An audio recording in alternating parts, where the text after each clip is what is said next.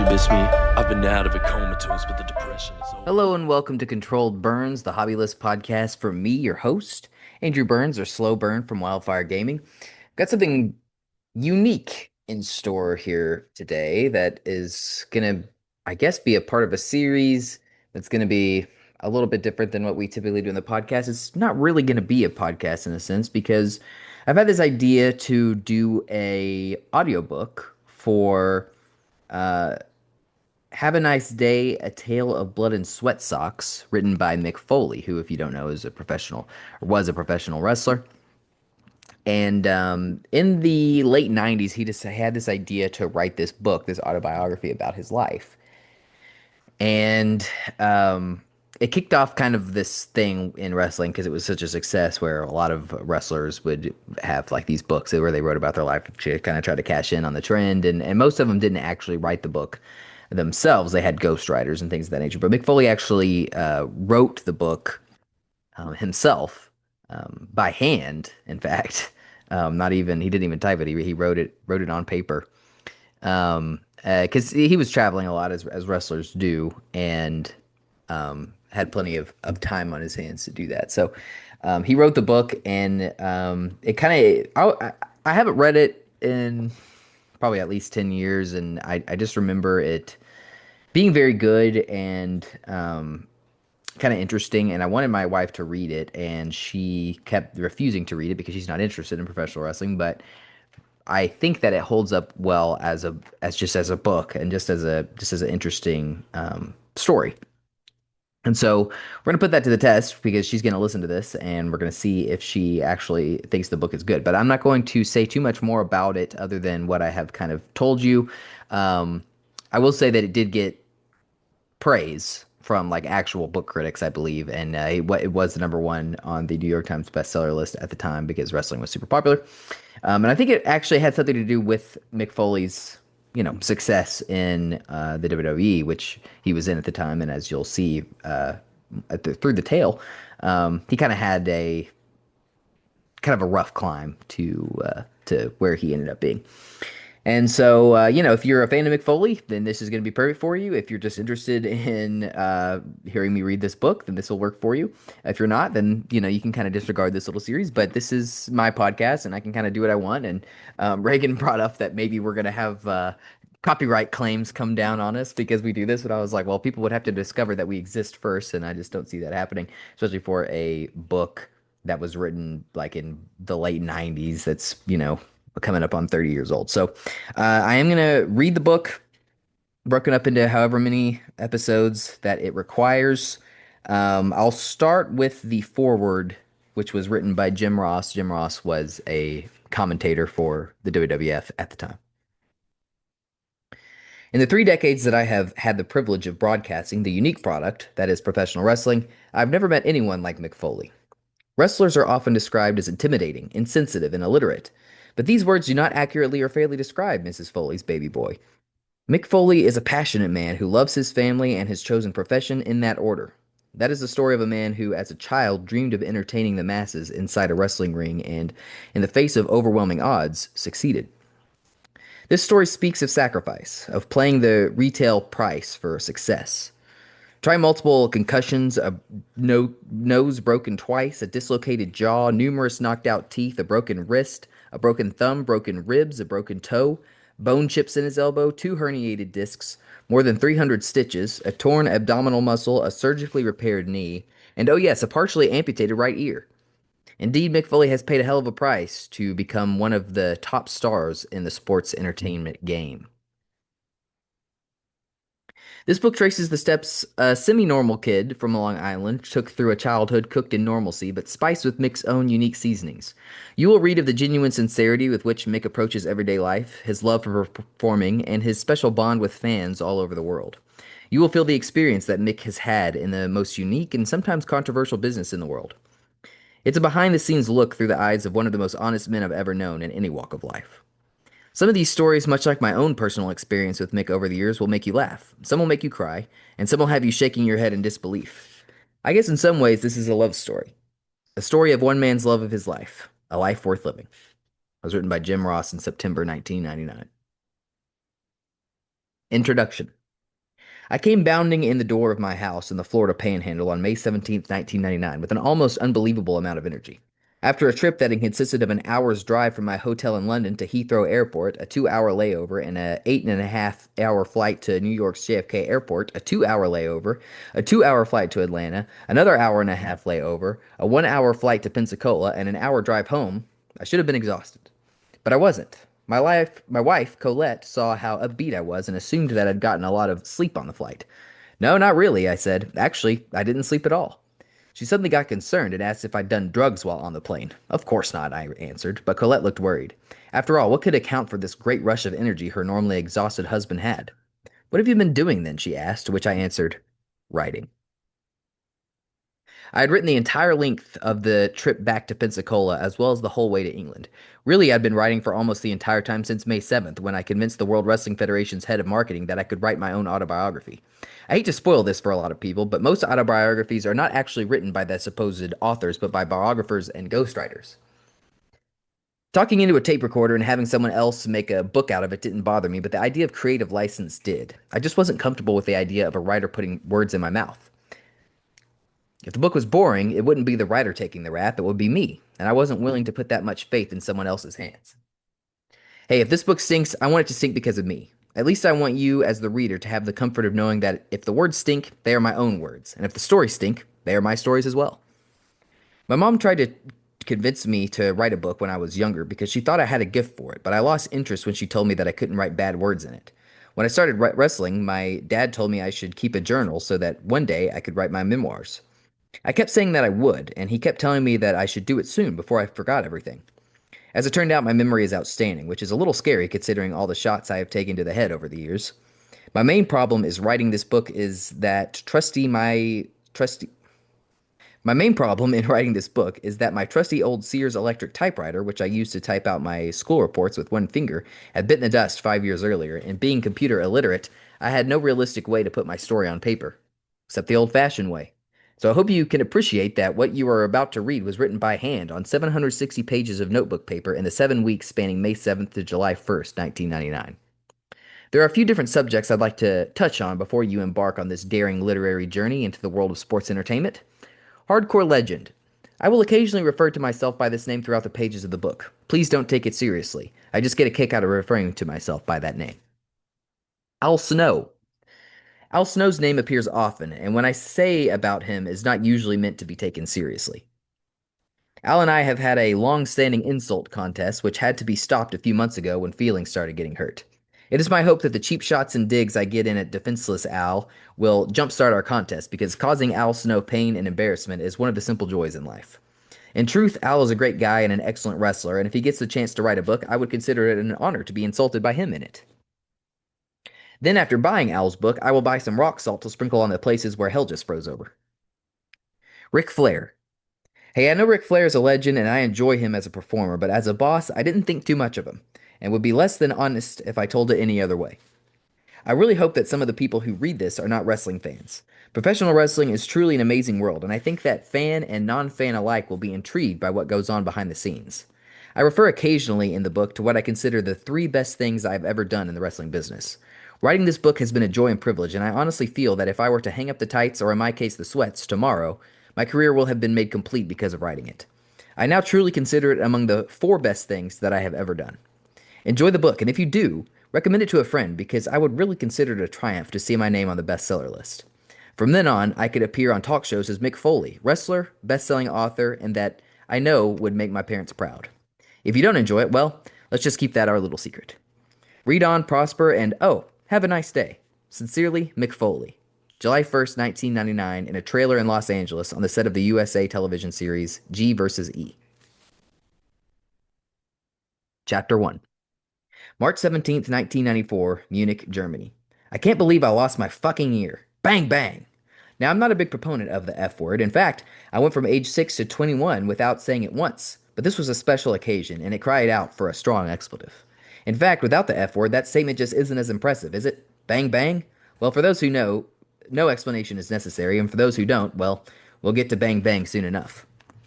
March 17th, 1994 wasn't shaping up to be a real great day anyway, even before the effing ear in question was torn off the side of my head.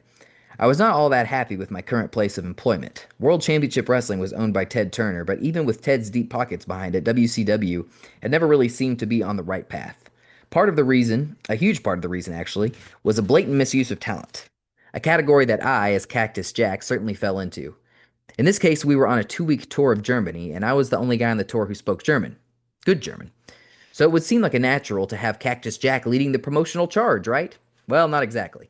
In the first week of the tour, I did a few local radio spots while the other guys appeared on national television shows, print work, and promos. On the first day of the tour, Ric Flair, our booker, wrestling vernacular for the guy who makes or breaks you, admitted he wasn't familiar with my work as a babyface. Good guy. Now, Flair was a legendary performer in the ring, great charisma, conditioning, and promos that could raise goosebumps on your arm. But apparently preparation wasn't the Nature Boy's forte. Not familiar with my work? What the hell does that mean? It's his job to be familiar.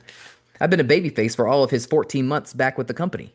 I'd main evented pay-per-views that he wrestled on. Not being familiar with the talent he was in charge of meant that in my book, and hey, this is my book, he was every bit as bad on the booking side of things as he was great on the wrestling side of it.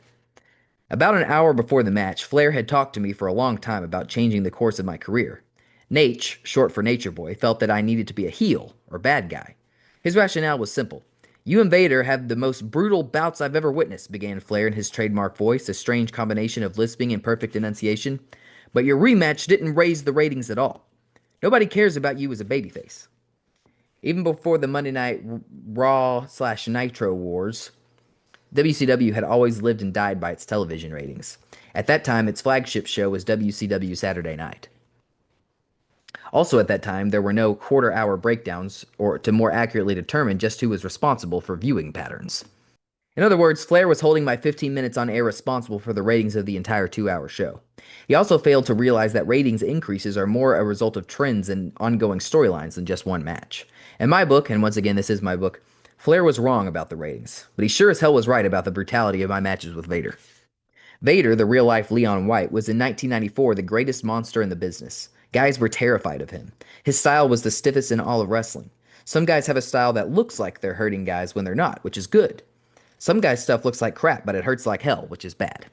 Vader left no room for error. His stuff looked like it hurt, and believe me, it did.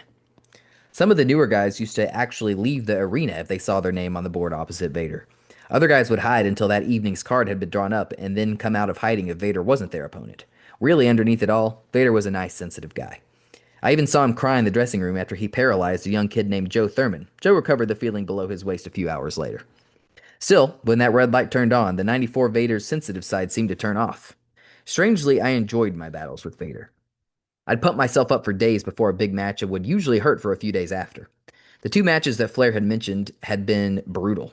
During the first match, at my suggestion, Vader did a number on my face, even though it seemed that my interpretation of try to raise a little swelling around my eyes varied dramatically from his. The toll after match number 1 was impressive. Broken nose, dislocated jaw, 14 stitches in my eyebrow, and 7 underneath my eye. The second match almost put me out of wrestling for good. Now, we should probably get something straight. I know you didn't pay $7.99 to have your intelligence insulted. I will not try to portray professional wrestling as being a real competitive sport.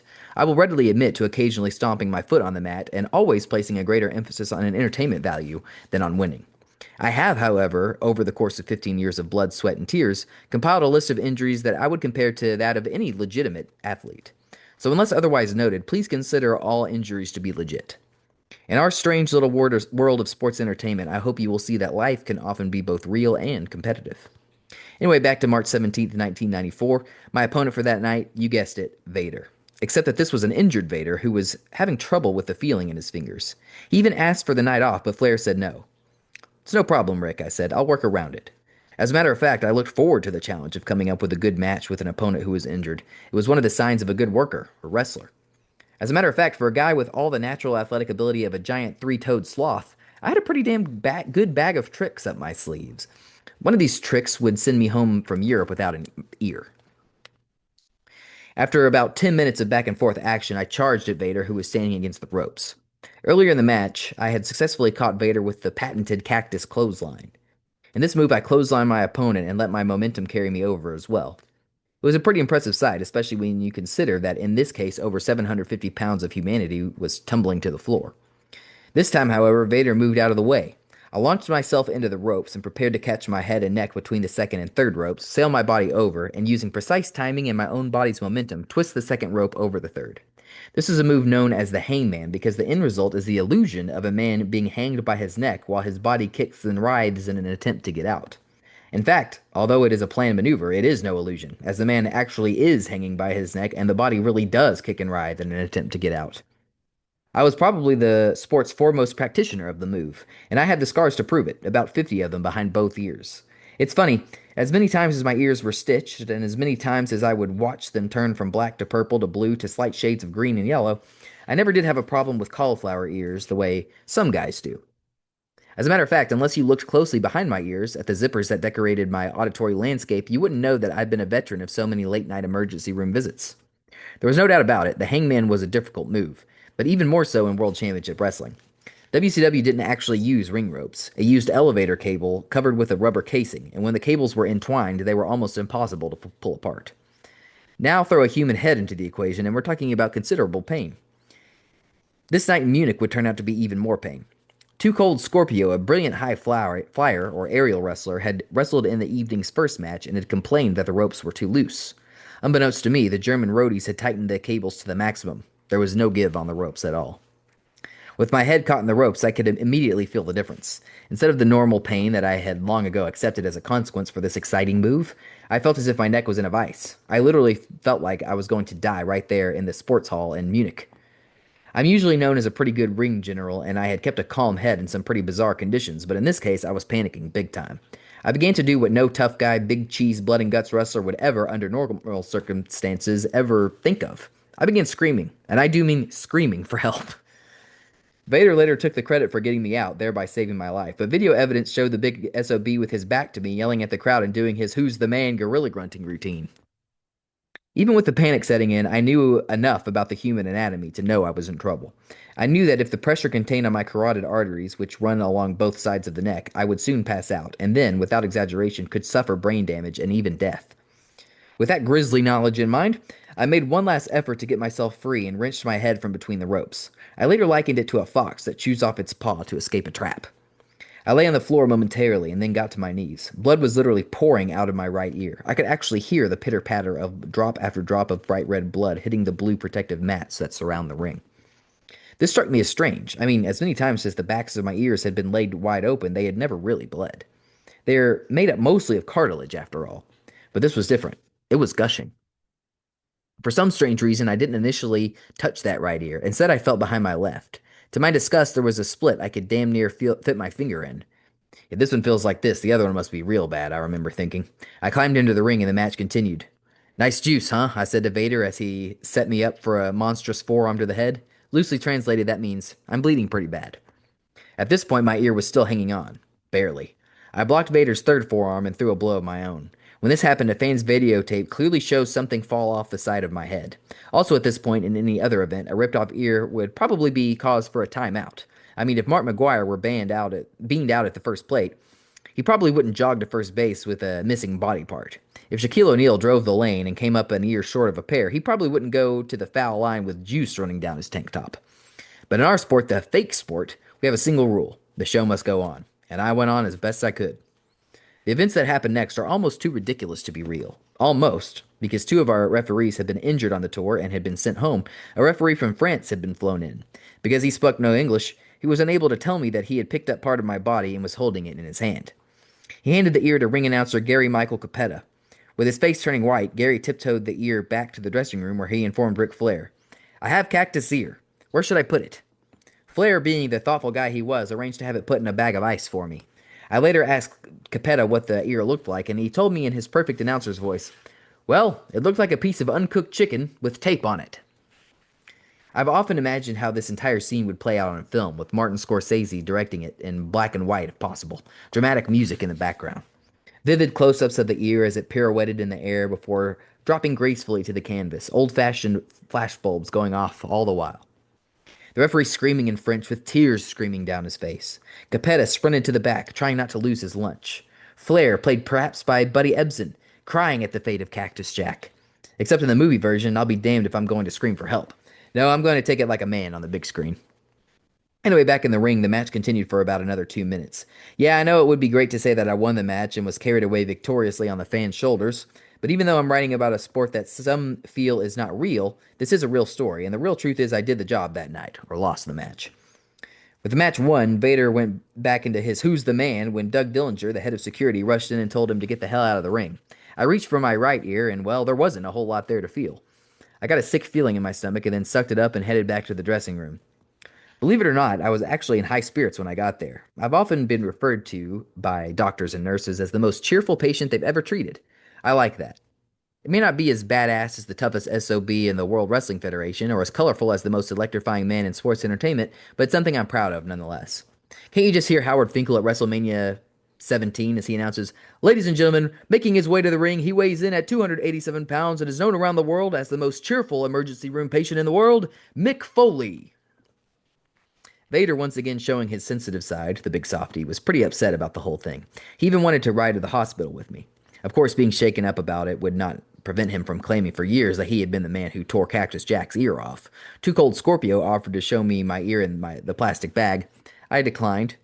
Emergency medical technicians prepared to take me to the hospital. But wait, something was missing. I couldn't leave yet.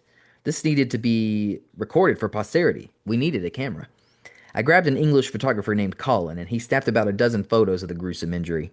If you look closely at the photos, you can detect a gleam in my eye and just the slightest hint of a smile. I hopped into the Krankenwagen, or ambulance, and we headed for the Krankenhaus, or hospital. Amazingly, we were denied access to the first hospital. Luckily, there was room at the second, and I hopped out, but not before uttering a German sentence that probably had never been used before, and probably will never be used again. Please don't forget to bring my ear in the plastic bag, is what it translated to. A plastic surgeon was called in, and he gave me some unfortunate news. I should mention at this point that I had the utmost confidence that the wonders of medical science would enable him to sew my ear on in no time. After all, John Wayne Bobbitt had been sewed up, right? Oh, but I guess that wasn't an ear. Anyway, the surgeon explained to me that unlike an ear that had been cut off and would be relatively easy to repair, mine had more or less been pushed off my head and had been too badly destroyed to salvage. There was hope, however. I underwent a 4-hour operation during which all the cartilage from the missing ear was removed and placed in a man-made pocket an inch above my remaining lobe. By doing this, the cartilage would remain vital for a reconstructive operation somewhere down the road. And yes, I am at this very moment feeling that lump of stored cartilage like a play toy that I'll never misplace. After the operation, one of the Krankenschusters, or nurses, showed me the remains of my ear, except by now without my cartilage. It looked like a giant skin flap, kind of like the cheese on a pizza that's been sitting at room temperature. I asked her if I could have it. She looked at me as if I just farted in church, pinched her nose with her fingers, and replied that the ear would become schmutzig, or dirty and smelly.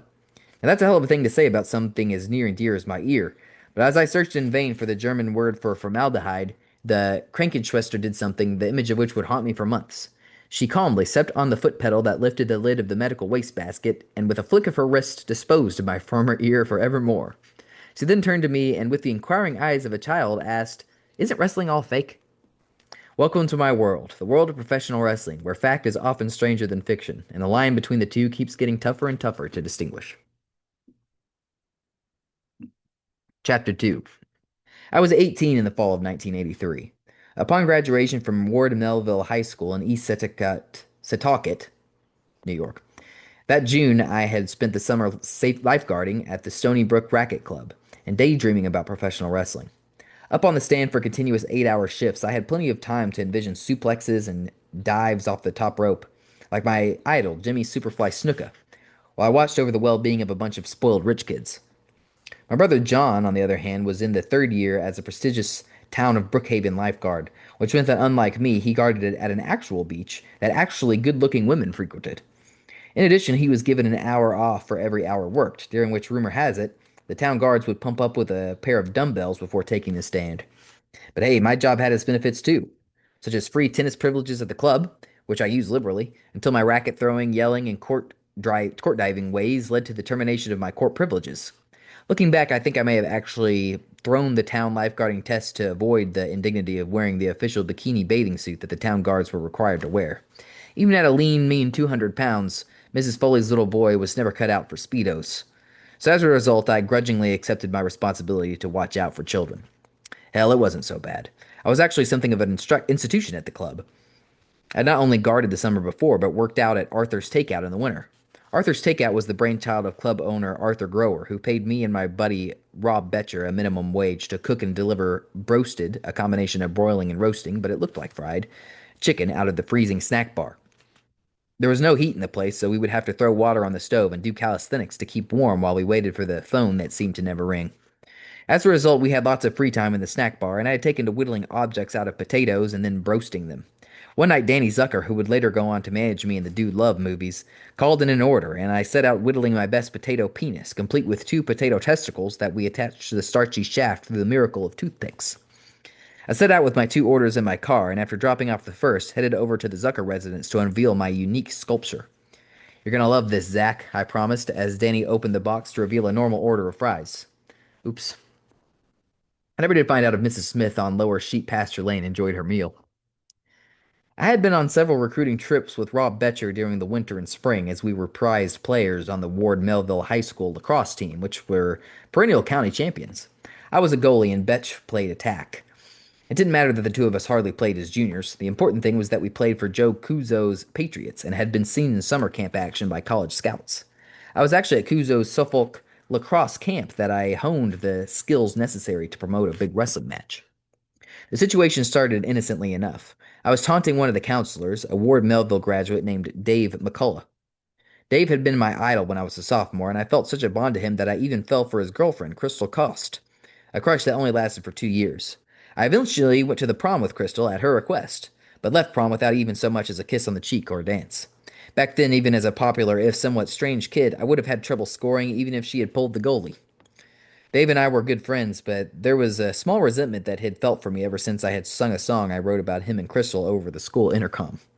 Feel free to sing along to the tune of The Wreck of the Edmund Fitzgerald by Canadian legend Gordon Lightfoot, which I don't know, so we're just going to read it. This is the Ballad of Dave and Crystal by M. Foley. His day was a loss. He was playing lacrosse. He had nothing better to do. But he came to his home to answer the phone, and the voice of Bob Women came through. He said, I've got a notion. Let's go to the ocean. We can ride those big waves. We'll have some fun. We're leaving at 1. What do you say to it, Dave? And if it's all right with you, there is someone else, too, to go on this trip we are planning. It isn't just Sean who will bore you till dawn, but a pretty female companion. She looked so good on the beach that Dave could not speak. She was wearing a nice white bikini, and the look of that suit on her body so smooth sent a tingle right down his big weenie. Oh, there was more, much more, but because the song was fictional and I was using creative license, it got a little graphic and unfortunately ended in one of the three ways that my songs always did: pregnancy, venereal disease, or the cutting off of the penis. Actually, it was the latter subject that had won the high school talent show for me and my buddies, John Imbriani, John McNulty, Scott Dara, and Zucker, collectively known as BPs, the brother's penis. However, the next day we were called into the principal's office and told that we were disqualified for inappropriate song material, and that we would therefore have to forfeit the grand prize of $40 worth of Chinese food. Man, I sure could go for an egg roll right now, I mumbled as Mr. Marshak continued to admonish us. You really think this is funny, don't you, Mickey? Marshak told me. I mean, this is humorous to you, isn't it?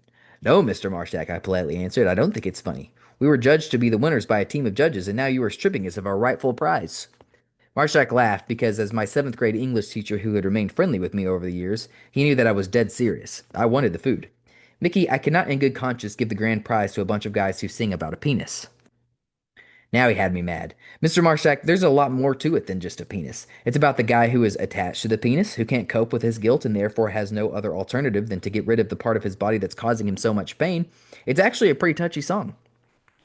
I then recited the sensitive song and waited for Marshak's ruling, which came about a second later. No food for you guys, was the final word. After all these years, I still feel that we were wronged, and now you could be the judge. Sung to the tune of the King's Lola, and with sincere apologies to Ray Davies, here is the award-winning Boner by Mickey Foley. Okay, let's see if I can do this.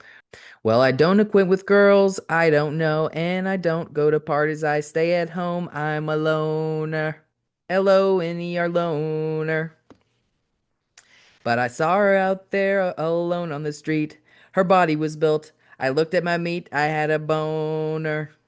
B-O-N-E-R, boner. Boner. She said, hey boy, won't you come inside? And when I walked inside, I felt my penis raise into a boner. Boner. We sat at the bar and I brought her a drink and she glanced at my pants and she said, I think you've got a boner. Boner. Boner. Ba-na-na-na-ba-na-boner. The last part says, well, I could feel the blood through my sack and I could feel the cloth stretch in my slacks. I'm not really sure how that would go to the tune of Lola. But anyway, there you go. Actually, I forgot the rest, but it had something to do with becoming oversexed and cutting off the penis as a cure. Probably not much of a cure, just as important as the lyrics was our show-stopping finale, in which I did a horrible front handspring into a flat-backed landing and sat up just in time for Danny Zucker to smash me over the head with a plastic Village People guitar. Sure, the guitar was fake, as were all the BP's instruments. We had a real band behind the curtain, but it was still a pretty impressive sight and a sign of things to come. Let's get back to Joe Kuzo's camp. The tension between Dave and me was growing to the point that it would have to be settled in a bout, which was the name given to camp boxing matches in the cabins, with lacrosse helmet and gloves on for protection. Actually, the lacrosse helmet is a lot tighter than a football helmet, and its shock absorbing usefulness was arguable. I began promoting this bout to the best of my abilities. I wrote humiliating facts about Dave in magic marker on my chest. I did push ups during lunch with a plate of beans beneath my face and scoffed down a bite between each poorly executed push. I even wore a bullseye over my balls for the camper staff game, of which Dave was a part. By the time the bout rolled around, it was the hottest issue at the camp. For some reason, all of the younger kids looked up to me, and my entrance was met with great enthusiasm from the campers. McCullough, however, was booed relentlessly. There was no bell, so someone blew on a horn and the bout was on. I came out fast and furious and threw everything I had at the college sophomore. Lefts, right, hooks, uppercuts, you name it. And I threw it for about 30 seconds. At the half-minute mark, my arms felt like lead, my legs felt even worse, and my entire respiratory system felt like it was failing me. I looked at Dave and he was smiling. He knew I had nothing left, and he began throwing punches with bad intentions. Dave was damn near a man, and I was just a boy, and he was hammering me relentlessly. I got through the round, but tasted the stale iron of my own blood. His punches had split my lip, and I was, to quote many a wrestling show, busted wide open. The coaches stepped in and, seeing that I was getting the crap beat out of me, stopped the fight. I believe it was the last bout ever held at the Suffolk lacrosse camp. When they stopped me, I went ballistic. Don't stop it, coach. I'm okay, I argued. Mick, it's over, Coach Ray Weeks told me. Now go clean yourself up. This isn't right, I yelled for the whole camp to hear. I was just getting started.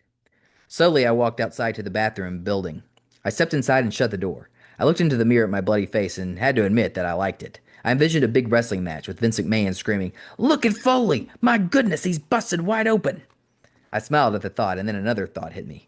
Thank God they stopped that damn fight. Lacrosse had been my passion for several years. At my father's request, I had also played football and basketball as a sophomore, but I had sucked at both of them. I think I had one tackle and one basket for the entire season on each of those teams. It just wasn't that I wasn't a good athlete. I just seemed to be an underachiever when it came to team sports. In football, I would actually bend down to tie my shoes when it came time to pick sides for practice. In basketball, I liked to stand outside and wait for long-range jumpers. Contact wasn't the issue. In a game of one-on-one or even up to 3-on-1, I was impassioned when it came to boxing out or playing defense or driving in the lane. When the game turned to 5-on-5 or 11-on-11, I just kind of disappeared and figured my teammates would take care of it. To this day, I've kept a little bit of that inside me, which is why I've always preferred wrestling as a single. As a single, I get caught up in the match easily, as part of a team. I really have to fight the tendency to rely on my partner. I guess that's why I enjoyed playing a goalie in lacrosse. Even though I was part of a team, the responsibility was all mine. I loved the challenge of stopping shots without a chest protector or cup. It was my propensity for playing without a cup that led to the much publicized testicle the size of a grapefruit story on Raw as War 14 years later. Actually, the whole story is slightly misleading, as I didn't make a habit of playing without a cup, I just oftentimes forgot to wear one. My ball wasn't exactly the size of a grapefruit either, more like a medium-sized tangerine. Lacrosse was so important to me that as a senior, I went out for the winter track team strictly to shape up for the spring season, during which I would grace the goal for the Patriots. The fact that I was no runner was soon discovered, and I began taking to bailing out on the far side of the track and hiding in the woods for a couple of laps. I threw the shot put and discus too, but one look at my shoulder development should tell you how I fared at that endeavor. One day before practice, I was talking to fellow BP John McNulty, who was nicknamed McNugget in honor of the McDonald's food of questionable origin. Track, huh, slick guy, he said before adding, You might be the slowest guy in the school. I know, I agreed, but I just want to get in shape for lacrosse. John thought it was over before saying the words that would have a profound effect on my life. Why don't you go out for wrestling? He wondered. Even if you never have a match, it will get you in better shape than track will. Wrestling. There was an idea. With my father as the school district's athletic director, I had grown up watching amateur wrestling in addition to the fake stuff on TV. I knew Coach Jim McGonigal well, as he had coached my brother for 2 years and also had been my instructor for driver's education. Hell, he even covered the team for the local newspaper and babysat the coach's children on a couple of occasions. In addition, my living room matches with my brother John had taught me techniques that would prove invaluable on the mat. In gym class, I had even dominated a school bully so bad that he begged me not to pin him and ruin his reputation.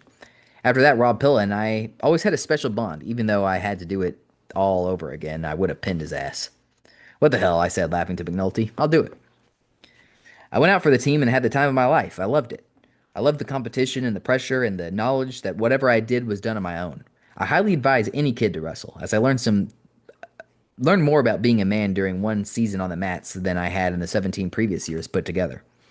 A lot of athletes won't go out for wrestling because of the potential ego and image damage it can do. Who wants to lose, or worse yet, be pinned in front of his friends, especially if he just ran for touchdowns a month earlier on the football team?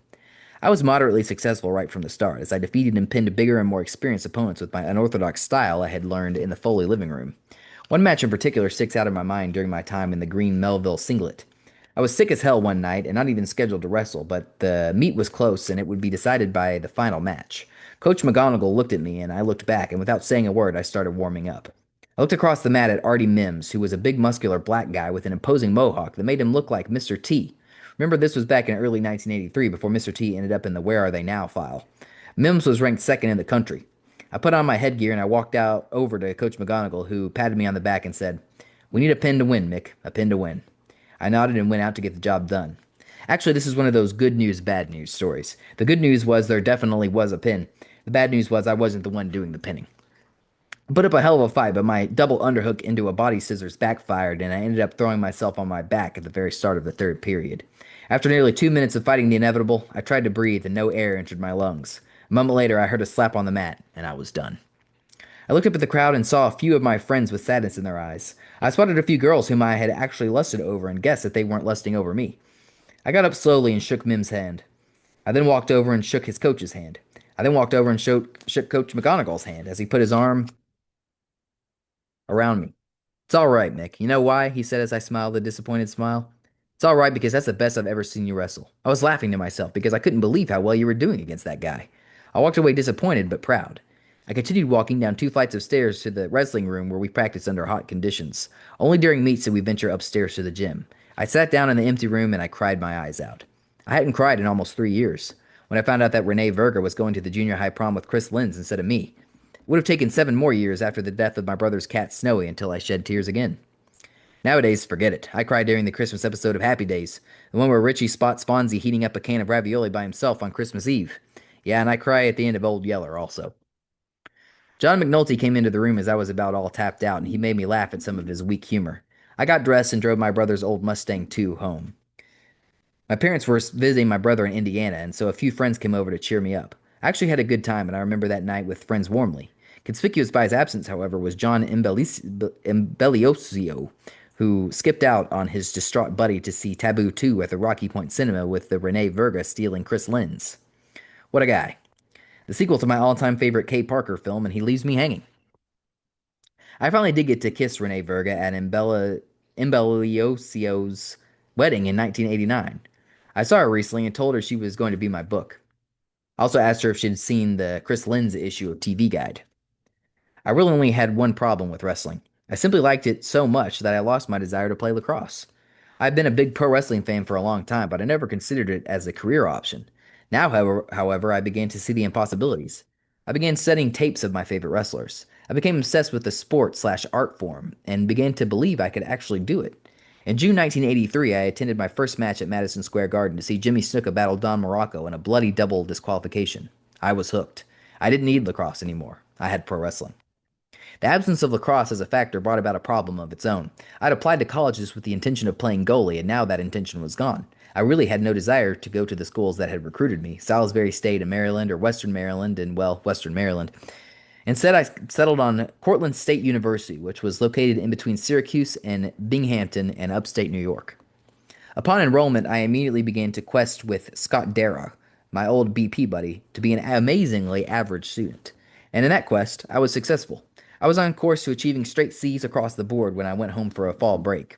Fall break presented a tricky schedule problem. I was supposed to return to school on Sunday, October 16th, in order to be at classes on Monday. This would be in direct conflict to the highly anticipated rematch between the Superfly and Morocco, which was scheduled for October 17th. I considered my options. On one hand, I had sociology class with John Alt. On the other, I had my favorite wrestler and his bitter rival at the most famous arena in the world, inside a steel cage, no less. I thought about John Alt, who had lost me the moment he said, "Let's talk about narcissism," or more simply, narcissistic self proliferation. Then I thought about Snuka and his dive off the top of the cage a year ago in a matchup with Bob Backlund. It was no contest. John Alt and his vocabulary that was so ridiculous we were required to carry a dictionary with us to tests had lost out to the man who Vince McMahon had declared was no less than phenomenal. Yes, I was going to the matches, but that was still a problem. My dad would never buy a cage match as an excuse to miss college. No way. He was going to drive us to the Greyhound bus station 20 minutes from our house, drop me and Scott off, and continue with my mom on to Indiana for a visit with my brother. I saw an opening and devised my plan. It was pure genius. I would go with my mom and dad to the bus station and be dropped off as scheduled. After all the goodbyes, we would wait until my parents drove away, and then hide in the woods and await the arrival of John Ambrionio, who was attending a local college. The three of us would take the train to New York City the following day, and then feast on the buffet of bloodshed that the Superfly and the Magnificent One would surely serve up. The plan was taking effect. We were in the car on the way to the station, and my parents were chatting amiably to us.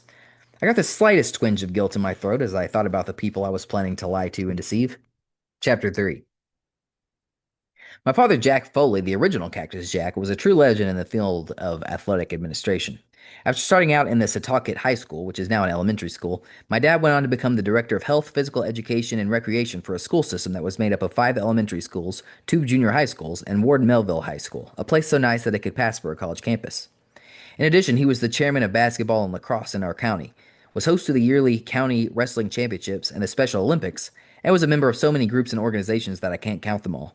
For his efforts, he was selected as the athletic director of the year for the entire nation in 1988, which is kind of like a World Wrestling Federation title belt for ADs.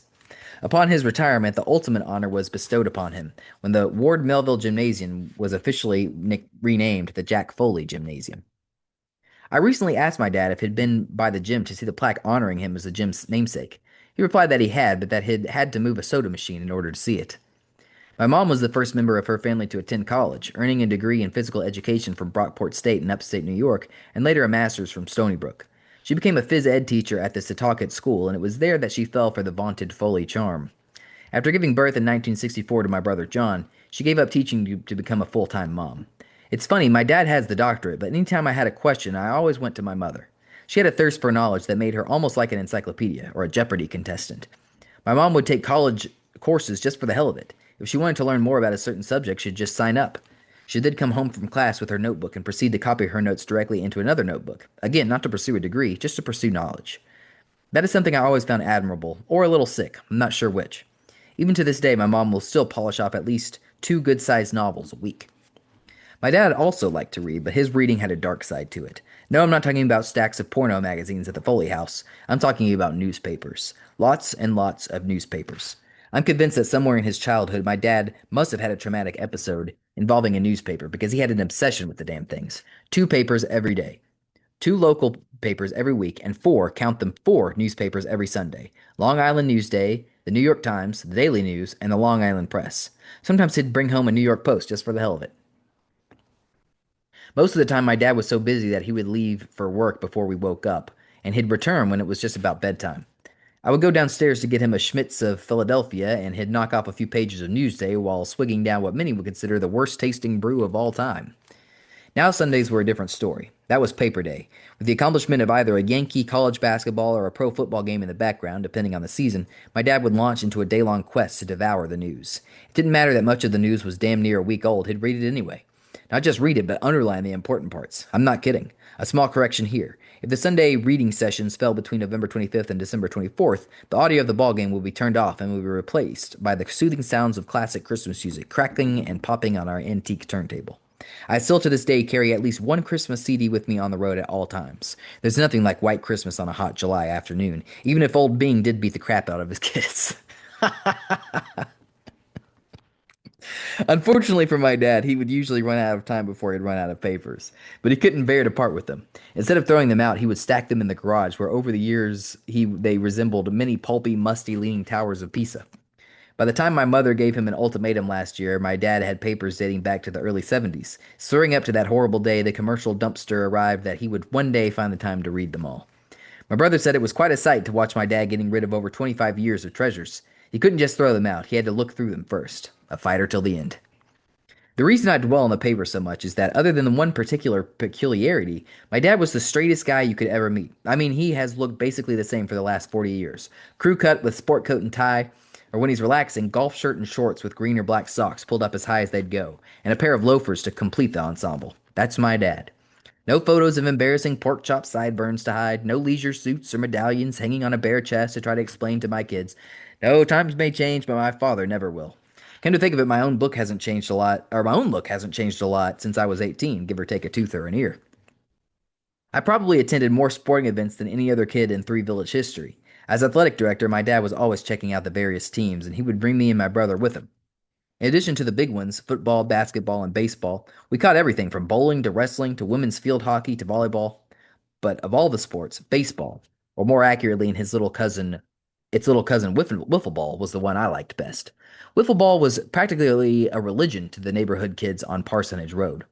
Our backyard was the original stamping grounds for the Parsonage Pirates, Tom and Matt Daw, John Moose Miller, Brett Davis, Mark Forte, and the Foley boys. My dad was more than happy to feed our baseball hunger. We were frequent spectators at the old Yankee Stadium, the house that Ruth built. They'd even pick us up from school early so we could stand outside the lot where the Yankees parked and wait for autographs. Remember, this was the early 70s when ball players still did that type of thing. I'll never forget the day I received my hero Thurman Munson's autograph. It was my birthday, which just also happened to be Munson's, and he must have felt the cosmic connection because he passed by all the kids but me and jotted down his John Hancock. What I liked about Thurman most was the little things he did that often went unnoticed. People who really know baseball are the only ones who really know how good he was. Now, as a wrestler, I like to compare myself to Munson in that way, by doing all the things that only other wrestlers noticed. Thurman Munson had tragically died in a plane crash when I was 13. I don't think I've watched a dozen baseball games since, but I'll always fondly recall my days at Yankee Stadium. Those road trips were also educational because it was in the car on the way to and from the stadium that I became aware of curse words. There's a line in the movie A Christmas Story where Ralphie recalls, "My dad worked in swear words like some artists work in oils or watercolors." Well, my dad was an artist as well. Like a lot of men from that era, my dad would refuse to ask directions no matter how lost or we were or how many innings we missed. Seeing as how my dad liked to leave the game at the end of the seventh inning to beat the traffic, we needed to get as much game time in as we could. So when we got lost, he reached his boiling point and he'd let it rip. "Welcome to New York City, the fun capital of the world," he'd usually begin, and then the bad words would appear. Lots of S's and GDs, but never any F's. And all my life, I only heard him say the F word once, and that was when he was quoting somebody, so that doesn't even really count. But the S word was a different story. Old Jack would weave such a rich tapestry of S words as to leave a kid in awe. One night when my cousin Doug was visiting, the Yankees were on the road, so my dad made a rare Shea Stadium appearance to see the Mets play. After the game, which was attended by only about 8,000 fans, this was back when the Mets sucked, my dad would, in a rare moment of weakness, ask a police officer for directions. Needless to say, we wound up lost. My dad started with a few innocent observations about the men in blue. "You can always tell a New York City cop, a fat Mick with a beer belly." He then helpfully pointed out the attendance woes the Mets had been having. "And they wonder why they only draw 8,000 fans. 8,000 assholes. Only an asshole would go to Shea." I'm not sure if my dad was including us in that group of assholes, and then it happened. At first, it was just a rambling way down in his chest, and then it gathered momentum until it became an unstoppable force that just waiting to release its wrath on the three innocent kids cowering in the 1972 White Mustang. 7 S words in a row, almost like a vulgar haiku. Shit, shit, shit, shit, shit, shit, shit. My poor dad also did a lot of cursing every summer. That is when he would work on his dissertation to complete his doctorate. I don't know if it was a real rule or just my dad's rule, but the papers had to be typed perfectly. No whiteouts, no typos, no erasers. As a result, the sound of summer in our house went something like this. Click, click, click, click, click, click, click. Oh shit, oh damn it to hell, god damn it. For me and my brother, this was our cue to run behind the mouse and laugh. When we did so, my mom would admonish us. "Your father is working very hard. You'd better not let him catch you laughing like this."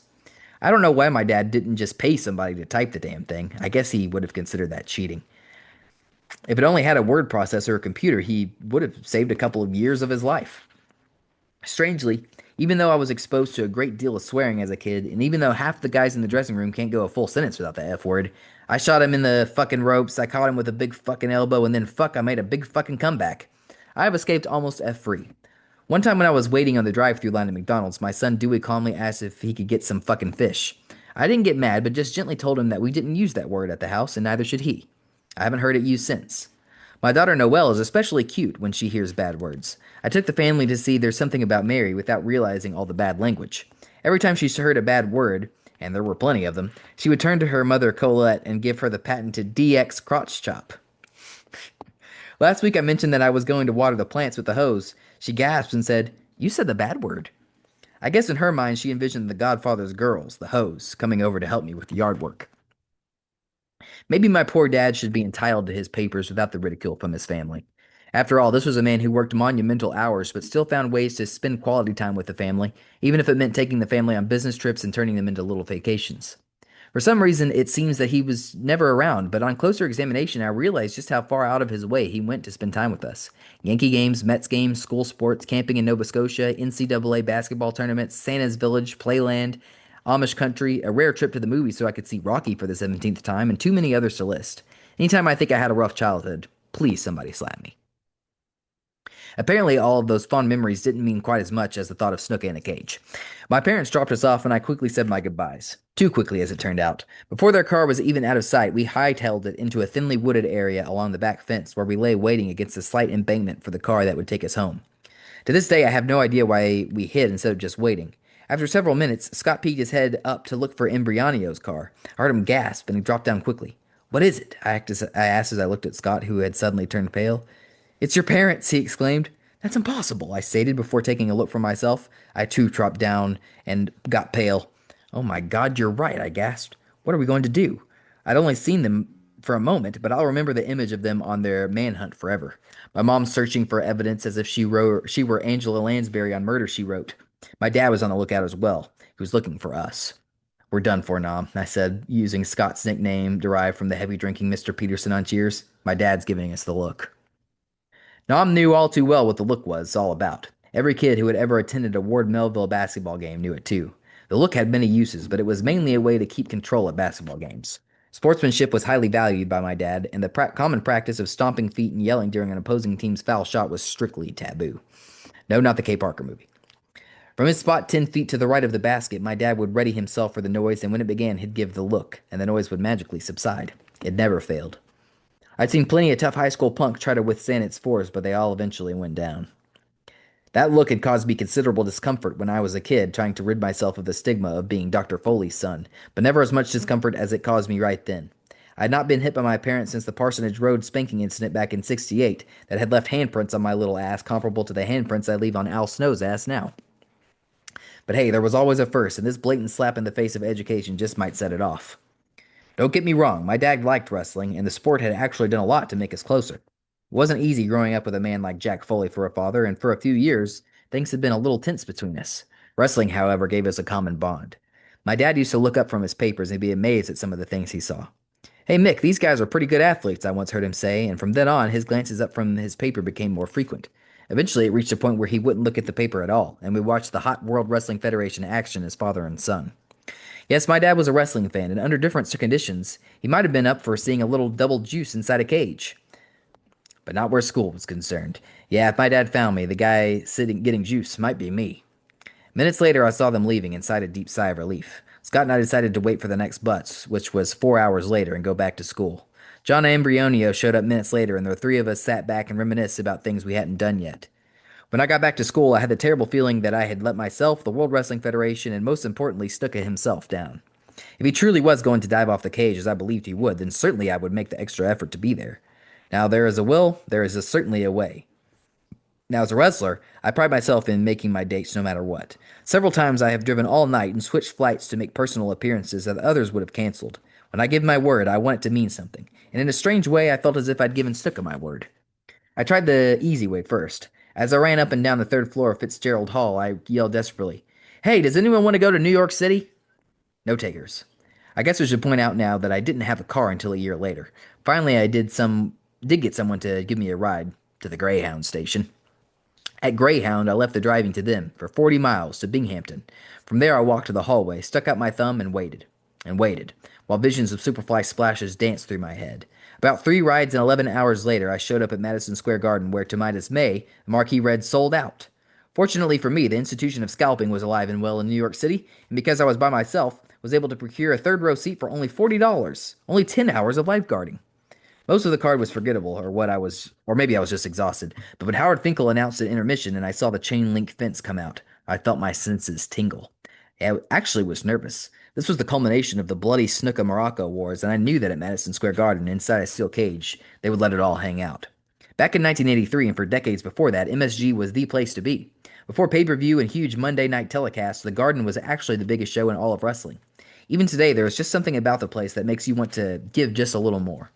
I remember clips of Vince McMahon Sr.'s posthumous induction into the Madison Square Garden Hall of Fame were shown on World Wrestling Federation programming, and Vince Jr. saying, "Before he died, my father said to me, 'Vinny, the Garden will always be the Garden.'" I later must have watched a video of that Snuka Morocco cage match a dozen times, and in truth, it was just an average cage match, a little on the short side as well, but the magic in the air was unmistakable. I wasn't the only one anticipating something special. Within minutes, both combatants were busted wide open. Because this was before the day of 2020 exposés, the secrets of pro wrestling on national TV, I knew nothing about the blood, but of course assumed it was fake. I would find out the hard way that it wasn't. So as a result, I kept looking for a blood capsule or that other ridiculous theory, the bottle of ketchup underneath the ring. Just as Snuka had things going his way, the match was over. He sprang off the ropes and delivered a flying headbutt that sent Morocco through the ropes and out the door. "That's it," I said out loud. "A 12-hour trip for that?" Sure, it had been a good match, but it wasn't what I paid to see. Suddenly, I saw Snuka's unmistakable display of rage inside the ring. When it came to displays of rage, no one was more animated than Snuka. Really, it's pretty much the Ken Shamrock snapping routine, to put things into a modern perspective. I felt my heart rate pick up a little as the fly went after his prey outside the ring. A moment later, both men were back in the ring, and a Snuka suplex had the magnificent one lying prone on the middle. Immediately, Snuka climbed to the top rope, and the Garden stood in unison. We were about to see the famed Superfly leap. This was back in 1983, before the day of moonsaults, saltos, planches, and a lot of other foreign words that faceless Mexicans performed to little or no response. For my money, the impact has always been more important than the flips, and I would later learn just how much impact that splash had. That's one of the secrets of professional wrestling. Make it hurt for real. Then, with nothing but a glance, I realized my vision was about to come true. All it took was that one glance upward at the steel mesh that surrounded him, and the Garden started to buzz. A loud buzz that grew with each upward step that Snuka made. After all these years, it's still the most impressive sight I've ever seen. The muscular Snuka standing barefoot on top of the cage, his face a mask of crimson, while flashbulbs bathed him in light. In a moment it was over, but the memory will live with me forever. It was a defining moment in my life. It was the day I knew without a doubt what I wanted to do with my life. I wanted to be a wrestler, but even more, I wanted to make people feel the way I had just felt. I got back to school at 10 a.m., 28 hours after my departure. A week later, I talked to my parents. "How was the match?" my dad wanted to know. I started to lie, but realized it wasn't worth it. "It was great, Dad, but how did you know?" My dad laughed and said, "Because your mother and I watched the tape and saw our son sitting in the third row with his red flannel shirt. He had caught me red-handed, and now he wanted to play Columbo and figure out the events of the crime. You seemed to be in an awfully big hurry for us to leave, so we felt like you must have hid somewhere and had a friend come get you. Were we right?" I proceeded to tell what might generously be called a half-truth. "No, Dad, I definitely caught a bus to Cortland, and then I hitchhiked the next day." Chapter 4. December 1983. I knew what I wanted to do with my life, I just didn't know how to go about doing it. A snowy winter night shortly before Christmas break would serve as a strange catalyst for my professional wrestling career. I was in a bar called Tootie and Moldson's on a Saturday night, courtesy of the fake ID I had purchased in New York City during my first Snuka Morocco encounter back in June. The bar had two levels, one that played rock and roll and one that played dance music. Somehow, against my better taste and judgment, I always ended up in the basement listening to It's Raining Men and trying to stay cool. Probably failing at it, too. I was hanging with my buddies John Hennessy and Steve McKiernan, who was now my roommate. Steve had started out as Scott Darrag's roommate, but Nom had never quite been happy at C-State and had let his grades fall to nearly uncharted levels. At one point, a mutual friend named Don Haggerty, aka Hags, had shown up, and the two of them were miserable together for about a week. "I swear," Steve had told me during that time as we walked back from class, "if I walk into my room and see Hags and Scotty D looking through their yearbook and listening to Bonnie Tyler, I'm going to scream." Moments later, he opened the door, and I heard a husky female voice saying, "Your love is like a shadow on me all the time," followed by screams. Now I'm really bottomed out when a combination of girlfriend problems and not making the baseball team sent him into a tailspin. Many was the time that I heard a knock on the door, followed by a disheveled nom simply saying, "Three." I felt for Scott and would immediately hand him side three of Pink Floyd's The Wall, which was our standard album side for depression and misery. I was having fun at school, however, and this night was shaping up to be a good one. The World Wrestling Federation was on the television above the bar, and a rare title match was taking place. In the present day wrestling scene, hot matches take place all the time on television. But back in '83, the World Wrestling Federation, like most shows, featured a series of one sided matchups. So it was with great excitement that I witnessed Tony Atlas and Rocky Johnson, whose then 11-year-old son, Dwayne, would go on to become the most electrifying man in sports entertainment, defeat the Wild Samoans for the World Wrestling Federation Tag Team Championship. I would have been perfectly content to just bask in the glow of that glorious title change, but my night suddenly went from great to history making when I saw Kathy walk down the stairs. Man, I liked Kathy. She was beautiful, she was funny, but more important, she made me feel great just to be around her. At this point in time, I could probably be described as a shy, insecure, poorly dressed, weird guy who also happened to be polite, kind, funny, and borderline not too bad looking. I was like a diamond in the rough, but man, you had to look pretty hard to find me. My failure with women was legendary. It wasn't that they didn't like me, but I had a tendency to be too ambitious with my choices and had a terrible lack of finesse in closing the deal. In other words, I had no killer instinct and a knack for saying or doing the right thing. A knack for not saying or doing the right thing. I had flubbed a major one during my first week in school, only about a foot from where I stood on that December evening. A hot chick walked up to me and started talking to me while breathing dangerously close to my ear, which guaranteed instant wood.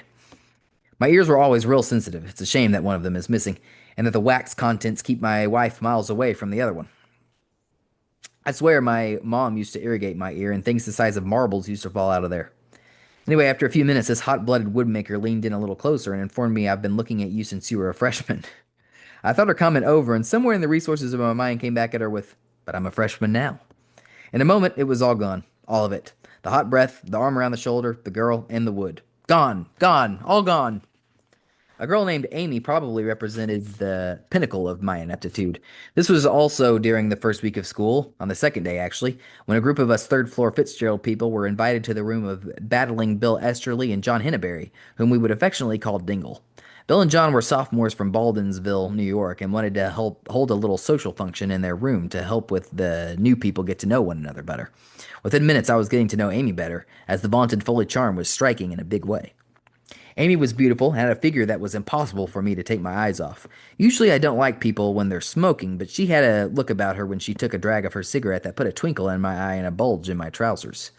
That rare combination of sexy voice, gorgeous face, swinging sweater puppets, and a somewhat morally casual attitude had my heart racing when we found ourselves somehow alone in Sue Coots's room.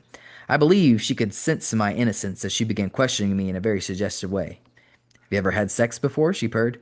"No," I quickly gulped. "Have you?" She smiled as she sexily replied, "Lots of times." Her questioning wasn't over yet. "How about oral sex? Has a woman ever done that to you?" She was smiling seductively as I squirmed on Sue's bed. I'd heard my friends talk about it, and I'd seen Kay Parker perform it, and from all indications, I felt it was something that I wanted to be a part of. "No," I replied. "How about you? Have you ever done it to a man?" "Oh, yeah," came her sex kitten answer. I pressed further, sensing that she was interested in. "Yeah, I could smell what this chick was cooking." "Do you like it?" I had the nerve to say, with my right eye squinted like the Clint Eastwood poster I had hanging on my dormitory wall. "Love it," she simply said as she snuggled up next to me with a hand on my thigh and her blouse dropping down at the neck so that I was afforded a view of what looked like to be paradise. Her next words were one that I thought I'd never hear. "Can I kiss you?" Man, this was too good to be true. I really felt that this was to be my one-way ticket out of the V Club, which, along with Chris Walker and John Imbriani, I'd been a card-carrying member of for all my life. No doubt about it, this was the moment of truth. I leaned in and proceeded to give her the worst kiss in the history of Cortland, maybe even in all of the Seven Valley region. It was a kiss, all right, but a kiss with no parted lips, no probing tongue, not even any real pressure behind it. Foreign soccer players kiss each other with more passion after scoring a goal. I'd blown it. Underneath all the amusing anecdotes and leftover summer tan and at that time perfect smile, I was really just a dork, and she'd seen right through me. In a matter of moments, she too was gone. Gone. All gone. Actually, Amy would go on to be responsible for some of my finest passionate moments. It's too bad that she wasn't present while they were happening. Kathy was different, though. I didn't judge her by the stretching in my slacks, but rather how much fun I had talking to her. Her eyes would light up, and she would literally beam when I talked to her. It didn't matter to me that she was my friend Kevin's former girlfriend, and that he'd dropped her like a bad habit. I would be there to pick her up. She was too good for Kevin anyway. I could talk to her for hours, and I did so on that fateful evening. It also didn't matter that she was slightly intoxicated and that for the intoxication made walking quite difficult for her. I was there for her for that too. Lean on me, I told her. When you're not strong, I'll be your friend. I'll help you carry on. Just lean on me, Kathy, and I'll lend a hand. Well, maybe those weren't my damn words, but I'm pretty sure they were pretty damn romantic. The downtown area in Cortland was at the bottom of a hill that led to the campus. Kathy's dorm was directly at the top of the hill, and I accompanied her on the walk home while flurries of snow fell softly around us. Without warning, her cold little hand was in mine, and despite the winter chill, I started to sweat because, believe it or not, I'd never been that far before. But Kathy's presence calmed me down, because after all, she wasn't some girl I was clumsily going to grope at the end of our stroll. She was my Kathy, and she was all I'd ever dreamed or wanted in a girl. When we got to her dorm, we talked for a few minutes. I wasn't about to weasel my way into her room, as I was confident that there would be plenty of time for that type of thing in our future. I thought of my Amy failure, and I decided to show romantic fortitude for once. Can I kiss you goodnight, Kathy? I politely asked the Irish beauty with a glowing smile. Man, she looked incredible, even in a slightly drunken haze. She didn't answer me verbally, but instead responded by reaching up and pulling my head down to her softly.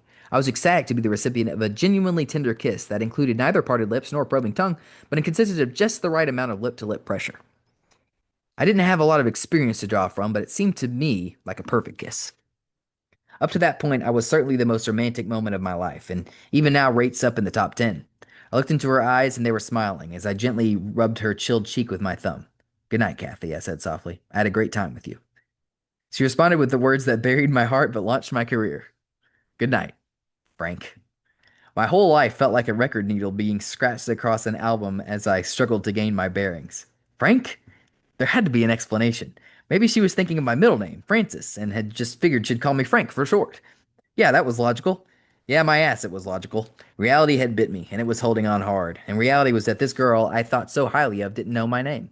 My mind and heart were hurting bad as I bounded home, which was another half mile away.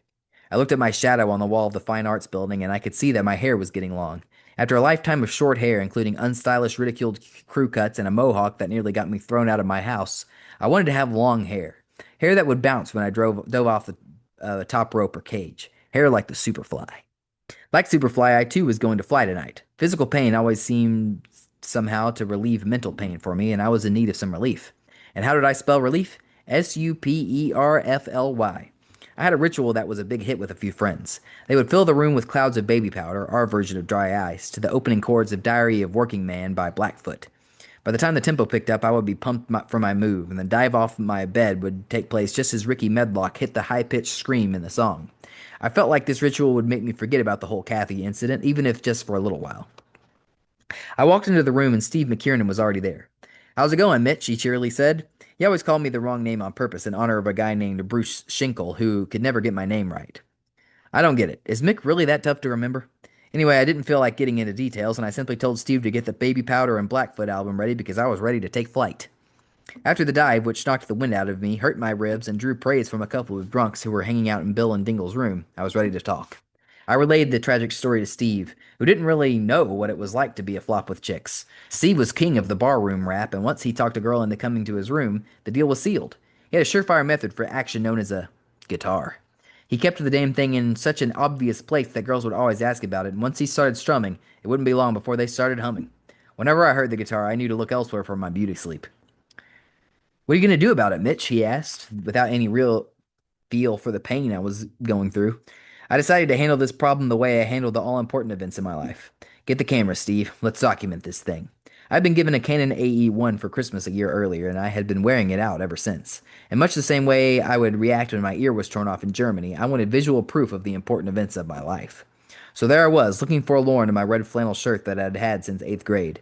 The shirt had been on me back then, and I remember vividly pulling a feather out of it and blowing it in the air during social studies class.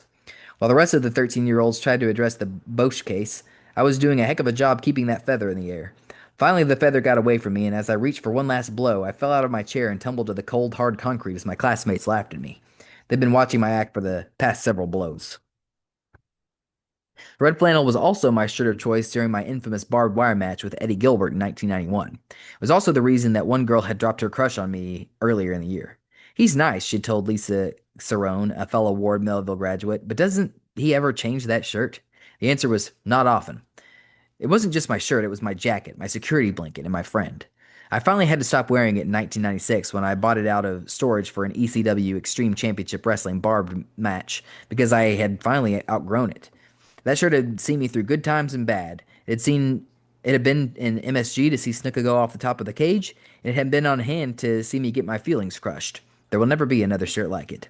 Steve, I have an idea. Let's make a story. Steve seemed perplexed. About what, you weirdo? He wanted to know. About tonight, I answered. The dive had done me good, and I didn't want to dwell on my problems. I wanted to capitalize on them. It'll be great, Steve. We'll take pictures of my heartbreak, suicide attempt, rescue, and rehabilitation. What do you think? I think you're a weirdo, Steve answered back. Shot one was simple, the forlorn Foley walking into the room. The caption read, Mick walks into his room after Kathy called him Frank. It is clearly the worst moment of his young life. Shot 2 shows me attempting to jump out the window with the caption, Steve McKiernan, Mick's roommate and close friend, tries to console him, but it is to no avail, and Mick makes an attempt to jump out the window. Shot 3 reads, Foley disappears into the brisk January air, leaving McKiernan speechless and holding on to one of the big guy's boots. Shot 4 is fairly self-explanatory, with a caption reading, A battered Foley lies at the bottom of the hill, a mere shell of his former self. To add to his problem, it's cold out, and he's only wearing one boot. Shot 5 shows me being carried into the room. With nothing else to use, we smeared grape jelly on my face for the busted wide open effect. The caption reads, McKiernan enlists the aid of battling Bill Esterly, who, with biceps bulging, carries Mick up the stairs. The final shot is completely ridiculous, as I lie in a comatose state, with Steve holding my hand and a shirtless Esterly giving me last strikes with rosary beads in hand. Around me hang my posters, Jimmy Snuka, Candy Loving, the 25th anniversary Playboy Playmate, and the American flag. The caption is equally ridiculous, reading, Not knowing whether he will ever regain consciousness, his friends gather in a touching display of brotherhood and faith. The pictures were an immediate hit among my tiny circle of friends. Photos were good, but this story needs to be put on film, I thought, and we began to put the legend of Frank Foley onto 8mm film. I guess I'm dating myself when I talk about 8mm film, but video cassette recorders were fairly new in 1983, and video cameras were practically non-existent. So we borrowed an 8mm projector, and in January 1984 decided to record the events of December 1983 for posterity. The ancient camera required a huge spotlight for lighting, and the glow attracted an overflow crowd to the doorway of room 317 to see what was going on. They were treated to a cloud of baby powder, a high-pitched Ricky Medlock scream, and a now 220-pound weirdo in an old red flannel diving off his bed onto a teddy bear. Unbeknownst to the spectators, I had put a mouthful of red food coloring into my mouth, and I climbed up the bed, and upon impact, woof, I spit the whole thing out. Again, my wind was knocked out, but even in my pain, I heard a female voice cry out, Oh, that's the most disgusting thing I've ever seen. I vividly remember thinking, I've got to get some more of that response. Unfortunately, the filming was a flop, as the ancient camera broke, and I was left with a room of splattered red to clean up, a pool of useless 8mm film, and a desire to disgust as many people as I could. Hey, if they won't love me, maybe they'll at least hate me, was the way I felt about it. Man, that sounds kind of serial killerish, doesn't it? As the months rolled by, I couldn't get my story out of my mind. I never did recapture the magic of that snowy night with Kathy, but I at least got her to semi-admit a kind of attraction a year later. To this day, I'm not sure if she realizes what a big influence she had on my career. Also, I wonder if she has the special Kevin cover of TV Guide hanging on her wall. I got home from school that summer and immediately made the legend of Frank Foley a priority. In a few short days, we rented a video camera and proceeded to put together 30 minutes of horrible acting, bad jokes, and even worse wrestling. Many people are familiar with the second movie we made called The Loved One, but it was a little known fact that Dude Love actually made his first appearance in this fiasco. I'll bet the internet fans would clamor for a look at this piece of history where the dude actually does 3-minute posing demonstration while wearing a tinfoil covered weightlifting belt with WWF written on the front. Believe it or not, at 220, the dude didn't look all that bad. Dude Love was my fantasy creation of what a man was supposed to be. I never envisioned a freak like Mankind or a weirdo like Cactus Jack to be in the cards for me. No way. As the dude, I was going to be all the things that Mick Foley never was. Rich, successful, and the recipient of more ass than a toilet seat. The June 1984 dude was quite a bit different from the dude who finally entered the World Wrestling Federation in 1997. He wasn't a shucker and jiver, he was more of a laid-back cat. Actually, his interviews were pretty impressive, as he talked about his spinning sidewinder suplex and hawked his Love Potion protein drink. I actually felt like a different guy when I put on the dude's ensemble of long brown wig, orange headband, mirrored shades, and pajama top. For some reason, to me, nothing said cool like a pajama top. Many nights I would actually go out with my friends while dressed as the dude. The results were impressive as the girls actually flocked to the cool antics of the dude. I was also much more prone to cutting a rug when I was parading as the champ, simply because as the dude, I knew the secret of being a good dancer. Do nothing on the floor. I would get out there and barely move a muscle, except for an occasional nod of the head or a snap of the fingers, and I actually looked cool doing it. Unfortunately, underneath it all, I was still the same Mick Foley who had laid that pitiful lip on Amy, and when it came to closing the deal, I was far from shagadelic. More than anything, the legend of Frank Foley was about wrestling. After being called Frank by Kathy, who was played by my friend Diane Bentley, I used creative license to drive away instead of walking and drove up to my house instead of a dormitory. Waiting for me was an open driveway with two mattresses and some cardboard boxes in the middle, upon which was placed my opponent, Chris P. Lettuce. I think because of Chris P., I've always hated punny names in wrestling, like the evil dentist Isaac Yankem DDS from Decatur, Illinois. To add to the drama, Danny Zucker was calling the action as I suplexed, pile drove, body slammed, and elbow dropped the lifeless doll on the cold concrete driveway. I set Crispy down on the mattresses and pulled up the garage door as Danny speculated on what I was doing. Oh, he's cleaning house. The dude's cleaning house, my skinny Jewish buddy yelled as I emerged with a vacuum cleaner. Then I pulled out a ladder and set it up against the basketball backboard where I had spent so many hours practicing my shot and proving the theory that white men can't jump. With all the grace of an African bull elephant, I navigated the steel ladder, taking over only a brief time to swig red food coloring out of a vial. Finally, I was there. Look at Foley! He must be 20, 30 feet in the air, yelled Zucker as I stood perched atop the 10-foot rim. I wonder if that same technique would work if I hired Zuck to announce my sex life. Look at that penis on Foley. It must be 13, 15 inches in length and just as big in diameter. Taking a deep breath, I surveyed the situation, flipped the Snuka I love you sign, and took to the sky. A second later, Chris P. was history as I rolled triumphantly off the landing pad. With blood running down my chin, I approached the camera and prophetically stated, Do you know who you're looking at? You're looking at Fat Mick Foley. You remember that, Vincent Man. You remember that. Following the match, Fat Mick Foley decides his life isn't worth living and tries to end it all with a plunge out the window. He's nursed back to health by his buddies and reemerges as the cool and talented Dude Love. 6 months went by, and still I was obsessed with being Dude Love. Even though I went to school where girls had about as much resistance to sex as the Swiss Army has to a military invasion, I was still unable to turn on a light switch. I did kiss a pretty senior who went on to be my first love, but found out later that she was prone to blackouts and didn't remember it. I was real close to receiving oral sex once when my back went out on me. What the hell? I was completely consumed with wrestling at this point in my life and no longer saw everyday things for what they were, but instead saw them in terms of how they could be used in a wrestling match. I was living in a place called the Towers now, which consisted of two-bedroom suites that I shared with Steve, John Hennessy, and a guy named Mac, who hasn't crossed my mind in 14 years. One night, Mac hid a drunk girl in his room, and as I walked in, I saw not an easy target for sexual fulfillment, but instead an easy target for an elbow drop off a desk. No, I didn't drop it, but it wasn't for the lack of wanting. One night I was at a party halfway between the Towers and downtown. I wasn't a very regular drinker, but when I did it right. I probably drank only 20 times during my first years in Cortland, which has got to be some kind of a record. But when I did, look out. One of those 20 nights, I probably got sick on 15 occasions. I was on fire that night and was actually catching raps left and right when I suddenly bailed out of the house. 20 minutes later, Bob Faith, who was like a hero to John, Steve, and me because of his exciting sexual adventures and even greater verbal embellishments of them, saw me standing on the front lawn looking up at the roof. I heard, What are you doing, Mick? And it shook me out of my spell. I answered, Oh, nothing, Spathy. I'm just thinking. What are you thinking of? He asked with real concern in his usually jolly voice. Oh, nothing really, I lied when he picked up on immediately. Come on, Mick, he urged me. You look like you were in a trance out here. Well, I slowly started, because even though I was drunk, I had enough sense to know the oddness of my thought. I was just wondering, if I dove off that roof, which had to be a legitimate 15 feet, do you think that garbage can would break my fall?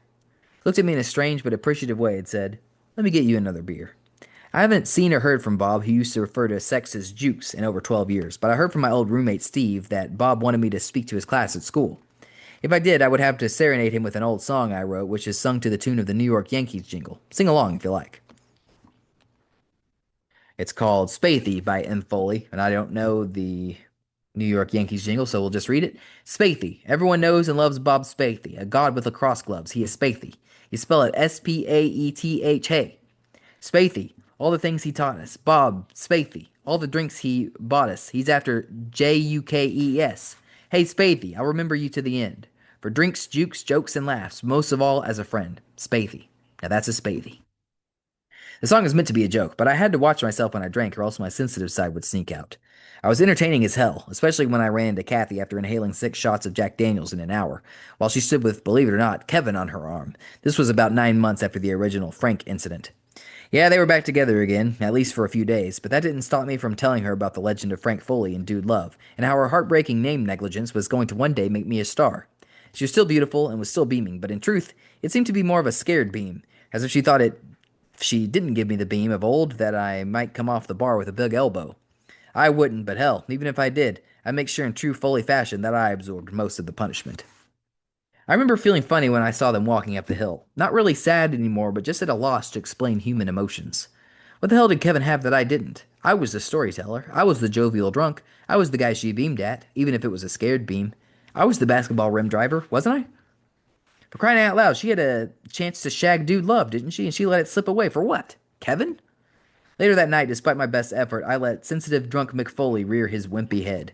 I reached for my wallet, and though I tried to fight it, I pulled it out. No, not a condom, even though I had one packed away just in case. Eventually, when I tried to use it in the summer of 1988 on the Caribbean island of Dominica, the damn thing was so old that it literally crumbled in my fingers. Never knew latex could crumble. What I pulled out were the lyrics to a Kinks song called The Way Love Used to Be. And when I showed it to my friend, Joanne Adams, I could literally see her respect for me disappear. As far as chicks go, some sensitivity is a good thing, but the way love used to be is probably a little much. In 6 days from this writing, on my way home from Hershey Park in Pennsylvania to Santa's Village in New Hampshire, I'll be stopping by Joanne Adams' house with my wife and kids. I wonder if she'll be able to look past the missing teeth, missing ear, barbed wire scars, and 73-pound weight gain and see the love-struck loser who showed her the sappy song. As Christmas of 1984 rolled around, I was well aware that Mick Foley had dropped the ball. It was high time that the dude picked up the damn thing and ran with it for a while. The loved one was taped in the 3 day spanning January 11th through the 13th, 1985. In addition to being historic for giving birth to the roof dive that was later seen by millions on World Wrestling Federation programming, it was one of the best times I can remember. It was like a great party for me and a bunch of my friends. My friends didn't know their lines, so they had them taped to wrestling magazines. And even with the verbiage right in front of them, their performances were so poor that they made Pete Gas look like Sir Laurence Olivier by comparison. My parents were away for a few days, which meant I had room to let my creativity run rampant, which I did in a highly inebriated state. Like I said, I'm not a very regular drinker, but if anyone wants to get a look at Mick Foley when he's drunk, the loved one is your chance. With the exception of the famed backyard match, I'm hammered in every scene. The Loved One was essentially a retelling of the Frank Foley movie, but with several added plot twists and much greater technical expertise. It was still so bad that I have never allowed my wife to see it, and when the World Wrestling Federation years later wanted to put the dude tube on the tube, I actually gave them access only to the wrestling scenes. Actually, the entire movie was recently screened at Danny Zucker's house in Seattle and was a great hit, but when it comes to The Loved One, I like to think it has a limited audience of about the 5 people who were in it and their immediate families. The film starts out as Danny Zucker walks hand in hand with my friend Felice, sits down at a picnic table where Felice's lines are taped to firewood, and asks her to marry him. Danny is disguised with the classic Groucho glasses with a big nose, furry eyebrows, and a mustache, but even the getup can't hide his pain as she tells him, "No, Danny, I can't marry you, because I feel like you're hiding something from me." "All right, Felice, I'll tell you," Zach said. "I guess we'll start at the beginning." With that, the scene, complete with gentle love music in the background, fades out, and the strange saga of Dude Love unfolds. Mick Foley is my character in the beginning, a tortured soul who is still trying to put the embarrassment of his suicide attempt behind him. Like many survivors of suicide and incorrect name-calling from the women of his dreams, Mick is without ambition as he sits munching salty snacks amid his concerned friends. "Why don't you go back to wrestling?" John McNulty helpfully suggests. For a moment, Mick's face lights up as he says, "Do you really think so?" "Sure," John fires back. "You were winning almost 50% of your matches, and the fans really liked your clean-cut ways and sportsmanship." Mick is interested but has a few reservations as he states, "But everyone knows I tried to kill myself. If I show up to wrestle, I'll be laughed right out of the ring." "Why don't you wear a mask?" Cortland dropout Scott Derrick chimes in. "Yeah," Mick is quick to answer, "but what will I call myself? I'll need a cool name." At that point, a bunch of names are fired at Mick, which he really shoots down quickly. Finally, Scott, who in real life seemed to live to argue about everything and anything, stepped in by firmly stating, "Come on, Mick, stop arguing. All you ever do is debate." With that word, a light bulb seems to go on in Mick's head. "Debate! Debate, that's it," he yells triumphantly. "I'll call myself the Masked Debater." Pretty cool, huh? Actually, don't be surprised to see a masked debater making his way to the World Wrestling Federation rings soon, as the gimmick has money written all over it. Unfortunately, things do not go well for the debater, who is dressed in a blue polo shirt, a Baltimore Orioles ski cap to hide my hair, and a sparkling mask that looks like Julie Newmar's Catwoman disguised in the Batman series. I wonder if Julie watches wrestling, because man, I'd like to. Never mind. I don't know if we need to get into my fixation on 70s sitcom stars and my theory that I might be able to nail some of them now that they're 60-ish and I'm on TV. I've actually got permission from my wife to nail Barbara Eden if I ever get the chance. The debater gets a little down when an anti-drug he's giving leads to disrespect. Damn it, Scott, nothing's really changed. I don't get any respect. Mick sneers angrily before adding, I'm sick and tired of being treated like a dog. Give me something to eat. How about a milk bone, Mick? Scott replies, and then proceeds to make the poor debater beg, roll over, play dead, and drink water out of a bowl on the ground, before finally giving him the crunchy canine treat. There's only one person who can help me, the distraught debater declares, and opens the yellow pages to the Grand Lizard of Wrestling. In the next scene, the debater shows up at the Lizard's door, which oddly is just to the side of the Foley living room, with pictures of Mick and John Foley hanging in the background. The debater throws himself at the mercy of the Lizard, who, after lambasting him both verbally and physically, admits that he sees that eye of the tiger in Mick and agrees to take him under his wing. First, the Lizard, who is actually Dan Zucker without the Groucho glasses, tears off the debater's preppy piss rag and says, Here, wear this. It's your first pajama top. The action picks up as Mick's swinging friends are sitting on a couch reading wrestling magazines, wondering where their buddy has gone, and mentioning they haven't seen that rat Zuck around either. All of a sudden, the dude appears. He's entered the building alongside his manager, the Grand Lizard of Wrestling. The dude is looking good with his long hair wig, pajama top with matching headband, long underwear with shorts over them, and work boots. He also is now wearing a goatee. In a display of cinematic genius, the dude scenes were filmed first, and then a clean-shaven Foley and debater did the rest. The Lizard looks resplendent in a New Year's Eve party hat and bedspread wrapped around him. Together, the deadly duo insult the swinging wrestling magazine readers, prompting a "Who are you?" from Tim Goldstein. After a bunch of incoherent drunken slurs, I was able to spit out, Dude Love. Your Dude Love? Tim suddenly gasps. The master of the spinning sidewinder suplex? The man who's been terrorizing the Midwest for the past 4 months? Remember, back then, professional wrestling still had many regional territories instead of the two national powers.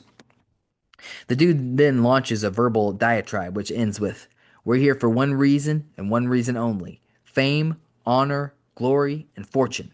To destruct, to destroy, and to take the World Wrestling Federation belt, the 10 pounds of gold, from around the fat waist of Ishmael the Puerto Rican giant, our version of Kamala the Ugandan giant.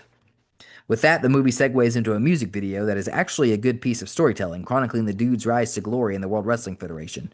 Combining interviews, locker room pull-aparts, and wrestling matches that took place in the snow in my front yard next to our big pine tree, the segment ends with a busted open dude taking the gold from Ishmael.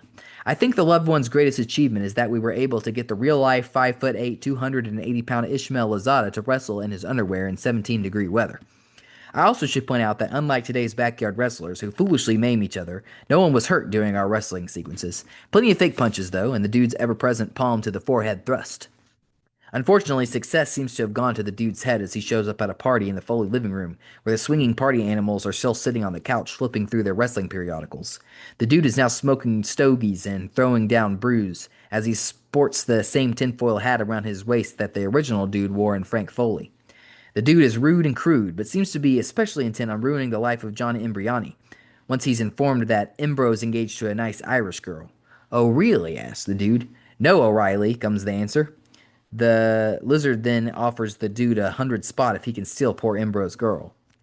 How can you do that to him? A peeved McNugget yells, even managing to get up off the couch for a moment, but still holding an open wrestling magazine. You never liked John anyway. The Lizard hears this and is perturbed. Yes, I do, he states. I even wrote a piece of poetry about him.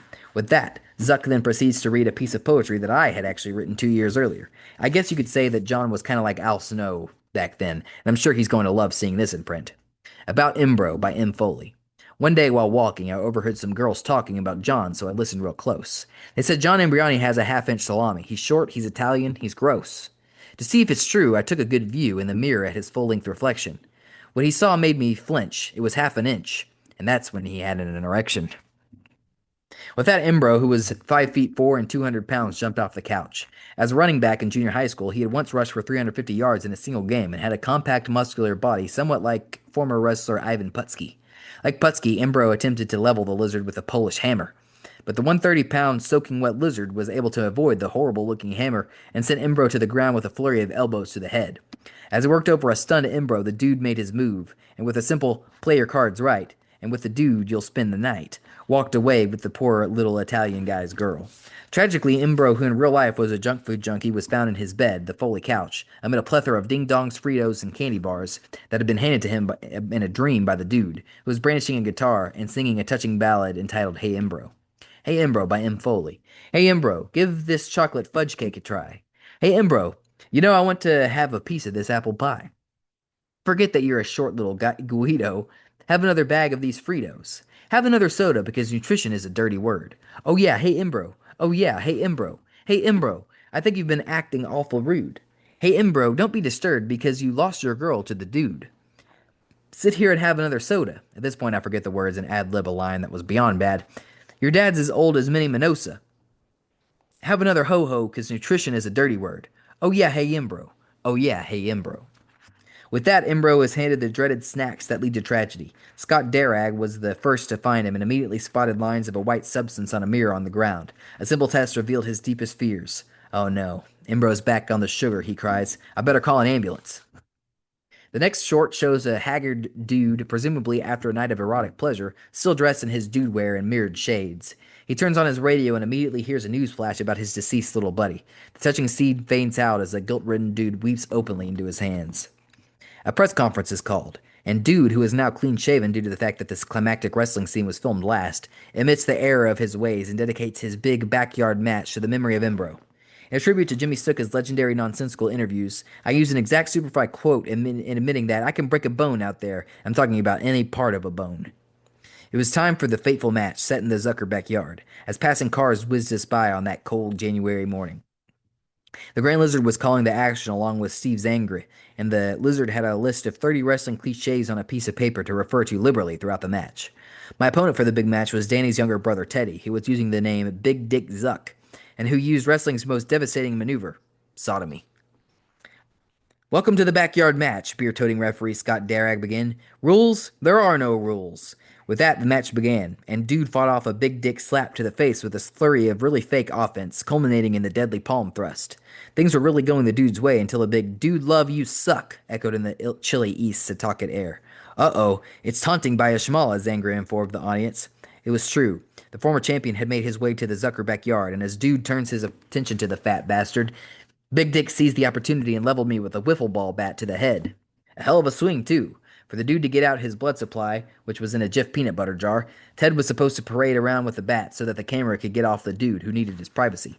But he forgot, so the lizard's commentary was a little suspicious as he said, "Look at Zuck, he's parading around with the bat. Teddy, parade around with the bat. Ted, you need to parade around with the bat. He's parading around with the bat. He's showing the fans he's number one." When the camera goes back to the dude, he is busted wide open. With a loved one in trouble, Big Dick proceeded to grab him in what the lizard described as the big ball grab. He's actually got a handful there, Zangra expertly added. Even with his testicles in turmoil, the dude had the presence of mind to feel the warm flow of blood streaming down his face. And when he touched the juice and saw the red residue, his scrotal suffering seemed to disappear. With that, I wound up a punch that missed by about 6 inches and began a comeback that was Ricky Steamboat-like in its intensity.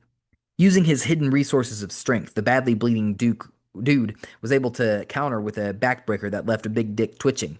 Off camera, someone snapped a twig on cue, leading Zanger to speculate. I think he broke his back on that one. Even with the taste of red food coloring and corn syrup dripping into his mouth, the dude was able to continue on and carried the wounded Zuck to his landing pad of mattresses and cardboard boxes in the middle of the Zucker driveway. "Look at this," the lizard yelled. "A lot of guts, pride, and intestinal fortitude." Then the dude pulled the ladder from the side of the house and began climbing slowly as the camera showed Big Dick on the landing pad. "Look at Zucker, he's busted wide open. This is a vendetta," the lizard screamed as he searched for a cliche that hadn't been used yet. Also, Big Dick was definitely not busted wide open, even though the dude was about to be. Again. "Look at Foley. He must be 50, 60, 70 feet in the air," Liz dramatically stated, what had to be one of the greatest exaggerations in sports entertainment history. "He will die tonight." With that, the dude took off from the roof of the circa 1878 Zucker house, which was probably a legitimate 13 feet in the air. The dive was completely inspired and was actually performed without a whole lot of fear. The fact that the big dick rolled out of the way and avoided certain injury did nothing to taint the beautiful leap. With dude in a daze, Big Dick covered the champ and referee Scott Darragh put down his beer in time to make the 3 count. There was a new champion, but he wasn't done with the loved one just yet. In a flash, he bent the dude over, pulled down his shorts, and appeared to violate the former champ with one quick thrust. "Oh, it's the sodomized. Dude Love has been sodomized," a frantic lizard yelled as the man rolled around in agony, having been busted wide open in a sense never meant for pro wrestling. Thanks to the magic of clumsy editing and my trusty Jif jar, it appeared as if blood was soaking through the dude's long gray underwear and shorts ensemble. Like most people who are the victim of an uninvited anal intrusion, the pain the loved one was feeling was at least 50% mental, and in his shame, he takes off through the woods while the lizard follows, shouting, "Dude! Dude, come back, dude!" as my friends laugh hysterically. As the camera faded out, you could hear the faint voice of cameraman Ed Fuchs saying, "That sucked." "What do you mean?" I asked Ed. "I thought that was great." "Yeah," Fuchs admitted. "But you jumped too soon. I didn't get it." "Too soon?" I whined. "I told you to zoom out as soon as I flashed the snooker sign." "Hey, I'm sorry," Ed apologized and then added, "Do you want to see it?" Sure enough, the dude's awesome leap was but a blur, and a few minutes later I found myself on the Zucker roof again, but this time suffering from a severe taste of testicular non-fortitude. Yeah, it's true, the dude was chickening out big time. The roof looked a lot higher, the landing pad looked smaller, and I really didn't foresee a happy ending to this take. In truth, the boxes that had helped break my fall were now crumpled and almost useless. Finally, I got the nerve and jumped, but it was far from the dynamic leap of minutes earlier. No height at all, but at least we had our dive on tape. It's just too bad that the World Wrestling Federation didn't see the first dive. It's also unfortunate that many internet people incorrectly assumed that the stain on the dude's shorts was a big poop stain from the impact of the fall instead of a blood stain from the impact of a weenie. The next scene is a tearjerker, as Dan and Felice are shown at their picnic table after sharing the whole sordid story. "There's one thing that I don't understand," Felice asks. "From what you've told me, you and Mick Foley weren't even good friends, and when Dude Love was around, I thought you were in Ethiopia teaching women how to give blowjobs. Why are you so upset?" "Because, Felice," Dan answered without taking off his Groucho glasses, "I am the Grand Lizard of Wrestling." Felice is shocked at this astounding revelation and responds by announcing, "Yes, Danny, now I understand, and yes, I will marry you. But there's one thing I need to know. Whatever happened to Dude Love?" Dan gets a little misty when he thinks of his bunghole busted buddy and sadly states, "I don't know whatever happened to him, but wherever he is, I'm sure he's too psychologically scarred to ever wrestle again. Come on, Felice, let's go." With that, the happy couple shuffles away while the love theme from Officer and a Gentleman plays. No, not Up Where We Belong, which was a big radio hit, but the slow violin music that played when the camera afforded us a nice view of Deborah Winger's tiny boobs as she lovingly rode Richard Gere. While that music plays, the camera slowly pans up a giant evergreen tree to find a shirtless, drooling dude about 25 feet in the air. The camera goes to black and a video montage airs to the music of Jethro Tull's Elegy, which is about as nice a piece of music as I've ever heard. The movie was odd in that despite the bad jokes, bad wrestling, and horrible acting, it was actually pretty touching, and I have seen people, no joke here, fight back tears as they watch it. I've also heard that someone had offered $2,000 on the internet for a tape of the entire movie, as only clips have been shown on TV. I sincerely hope it doesn't get out to the public, as it's kind of special to watch it every several years with friends, knowing that it is a completely private showing. If the loved one surfaces, I'll hunt down the Grand Lizard and make him suffer, as he and I are the only ones with a copy of the landmark film. When we were 19 and drunk at my parents' house, none of us ever dreamed that our little movie, or at least portions of it, would be seen by millions across the world. I also had no idea that the loved one would allow me to get my foot in the door to the world of sports entertainment. In March 1985, my dad called me with exciting news. Professional wrestling was coming to Ward Melville High School. "I talked to the promoter," my dad told me, "and he said that if you come to the show, he would like to talk to you about becoming a wrestler." Man, I couldn't wait.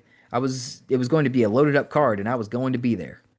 I drove the 5 hours from Cortland, New York, in nervous anticipation of what the evening would have in store for me. I even got a speeding ticket by the Johnson Dairy stand, where we used to stop for ice cream on the way to my grandmother's house in Wayland. Even a ticket from a state trooper couldn't ruin my mood as I thought about suplexes and pile drivers and getting to meet some of the guys. I arrived at the Millfield Gym, now, as I mentioned, the Jack Foley Gym, at around 3 o'clock as the ring was just arriving.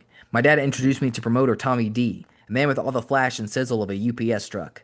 I asked D about becoming a wrestler, but he didn't offer any encouragement. "You have to find somebody to train you," is all he said. He then asked me if I had any wrestling videos, as the wrestlers might like to watch them in the dressing room.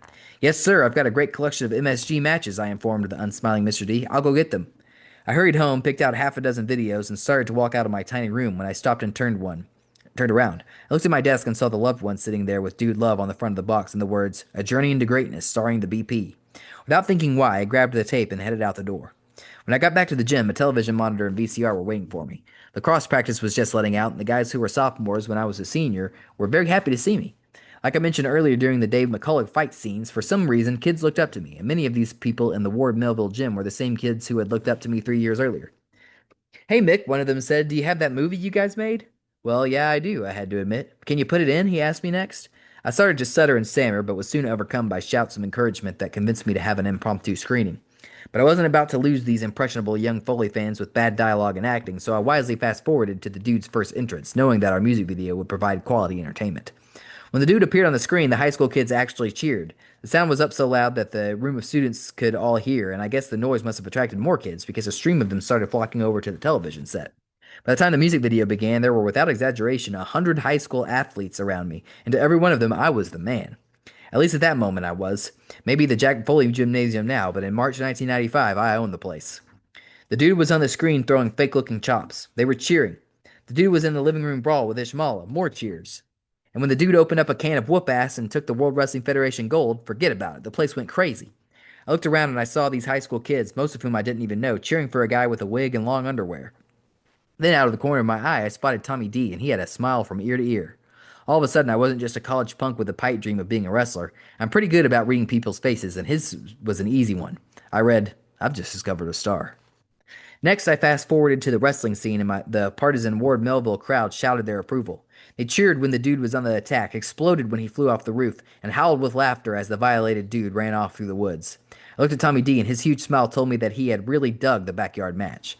Either that or he had just thought the idea of me being bent over and banged in the butt was funny. Regardless, Tommy approached me a little while later and asked if I would like to start working on his ring crew. I run about 4 shows a month, he said in his thick New York accent. If we get the ring set up in time, I'll get one of the veterans to work with you in the ring. I was overjoyed.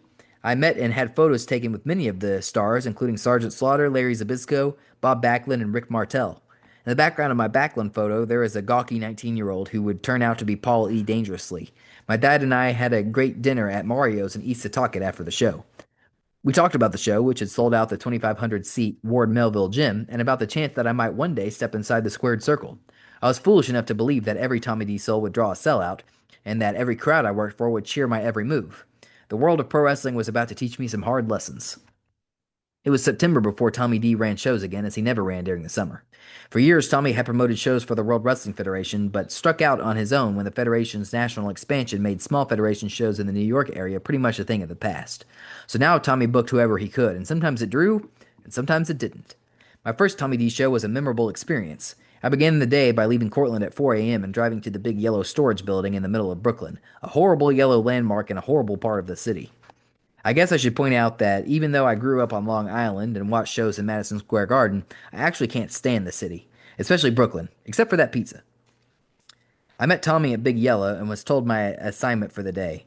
I had to go up to the 8th floor of the building, take the ring out of storage, load it into a truck, drive the truck to a high school in Staten Island, set up the ring, tear it down when the night was over, drive it back to Big Yellow, unload it, load it into the freight elevator, unload it at the top, and load it into storage.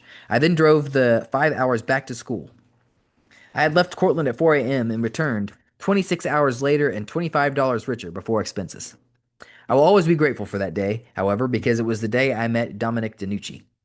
I hadn't had a chance to train with DeNucci, who was the veteran that Tommy had lined up for me, because the ring hadn't been set up in time. But a week later in a church in Brooklyn with the ring set up, my mind longing for sleep and my body weary, I stepped inside the ring for the first time.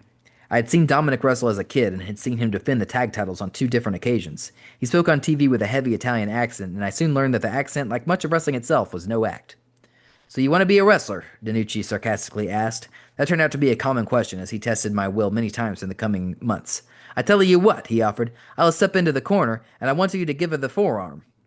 Wow, this was going to be easy. I had seen forearms thrown 1,000 times, and I knew just what to do. "Are you ready?" I asked. "Come on, kids, show me what do you got," came the reply. "Okay," I warned him, and reared back with my right arm while simultaneously lifting my left foot. Stomp! My foot came down in perfect synchronization with my forearm and made a huge noise. It was good, and I knew it. There were a couple of other wrestlers watching this training session, and I knew that they knew it was good. Apparently, DeNucci didn't know that I knew that they knew it was good, and told me what a piece of advice that I will never forget. Actually, he told me quite a few things that I would never forget. "Kid, don't think that this is all a bullshit like you see on TV." This was a definite downer. I really thought that this whole thing would be easy after the Ward Melville show, and now I was about to find out differently. "This is how you throw a forearm," he declared, and then reared back with his massive arm and thunk, delivered a huge blow across my upper chest. I felt like my breastbone was going to cave in. "So you want to be a wrestler?" he sneered as he proceeded to pummel me with 5 more consecutive smashes that left me longing for John Alt's lectures.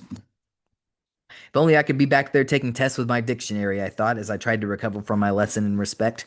I heard a lot of things going on in that ring in those few moments. I heard DeNucci laughing, I heard myself gasping, and I heard the sickening thud of a 50-year-old man's bare forearm against my t-shirted flesh. I did not, however, hear one foot stomping. "That, my boy," said a proud DeNucci, "is how you throw the forearm." I knew right then that I had learned a valuable lesson. I looked at Danucci, and I knew that he knew that I knew I had learned a valuable lesson. I looked up at the small group of wrestlers, and I knew that they knew that Dominic knew that I knew I had just learned a valuable lesson. Looking back at the Brooklyn Forearm incident, I really wished that I had made my blow count a little more. It was the last offensive move I would get in for 4 months. Chapter 5. In the middle of December, I had set up the ring for Tommy Dreamer I'm sorry, Tommy D about a dozen times, earned $300, but unfortunately had been in the ring only 4 times. It wasn't Danucci's fault. He was more than willing to throw me around and twist my body in ways that nature never intended.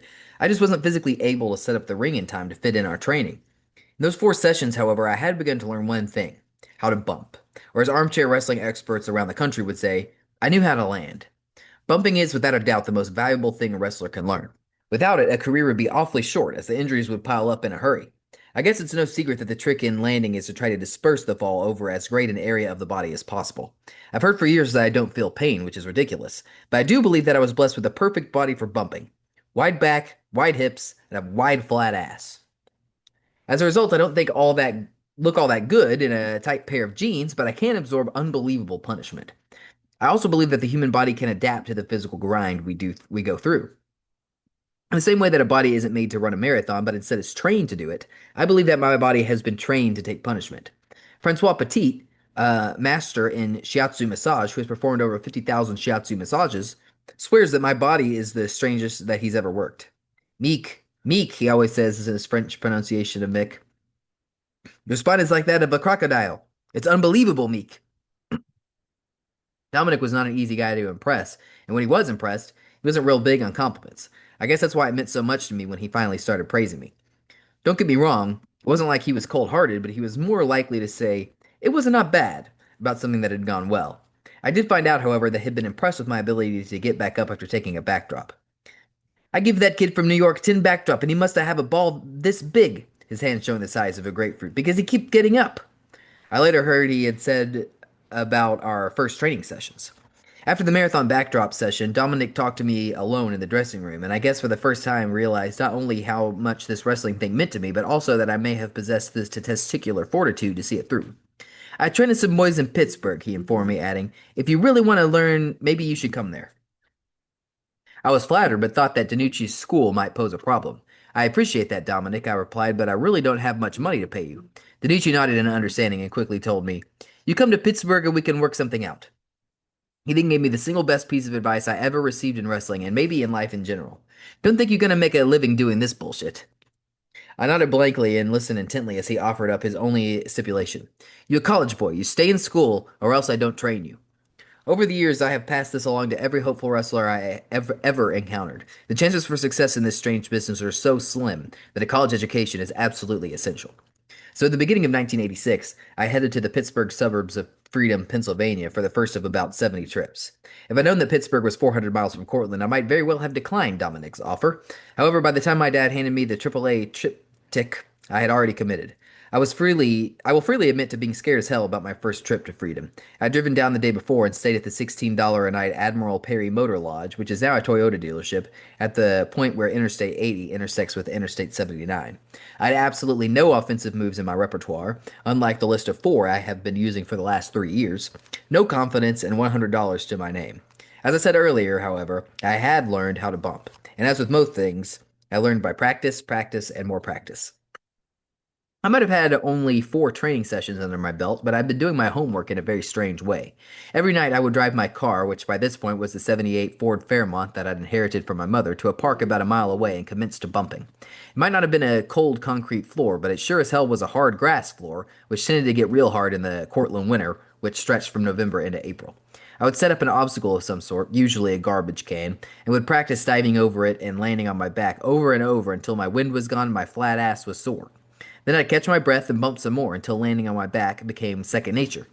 To this day, I defy anyone to find footage of me putting an elbow or a hand out to break my fall. I really don't think such footage exists. One night I heard voices coming from the bushes. It was John, from now on called Jake, and Steve, and they were somewhat baffled by what they'd seen. What the hell are you doing, you weirdo? Steve interrogated me. I'm just working on my falls, I said, somewhat embarrassed, as I didn't really want my new endeavor to be publicized. You, Steve flatly stated, are a weirdo. Save had taken to calling me a weirdo more often, ever since I showed up at his parents' house too tired to drive after a Tommy D show and asked his poor mother if I could rest there for a couple of hours. Steve and Jake were great guys, but I didn't sense a great deal of support from them on the subject of wrestling. So from that point on, for the next 8 months, I didn't talk about wrestling anymore.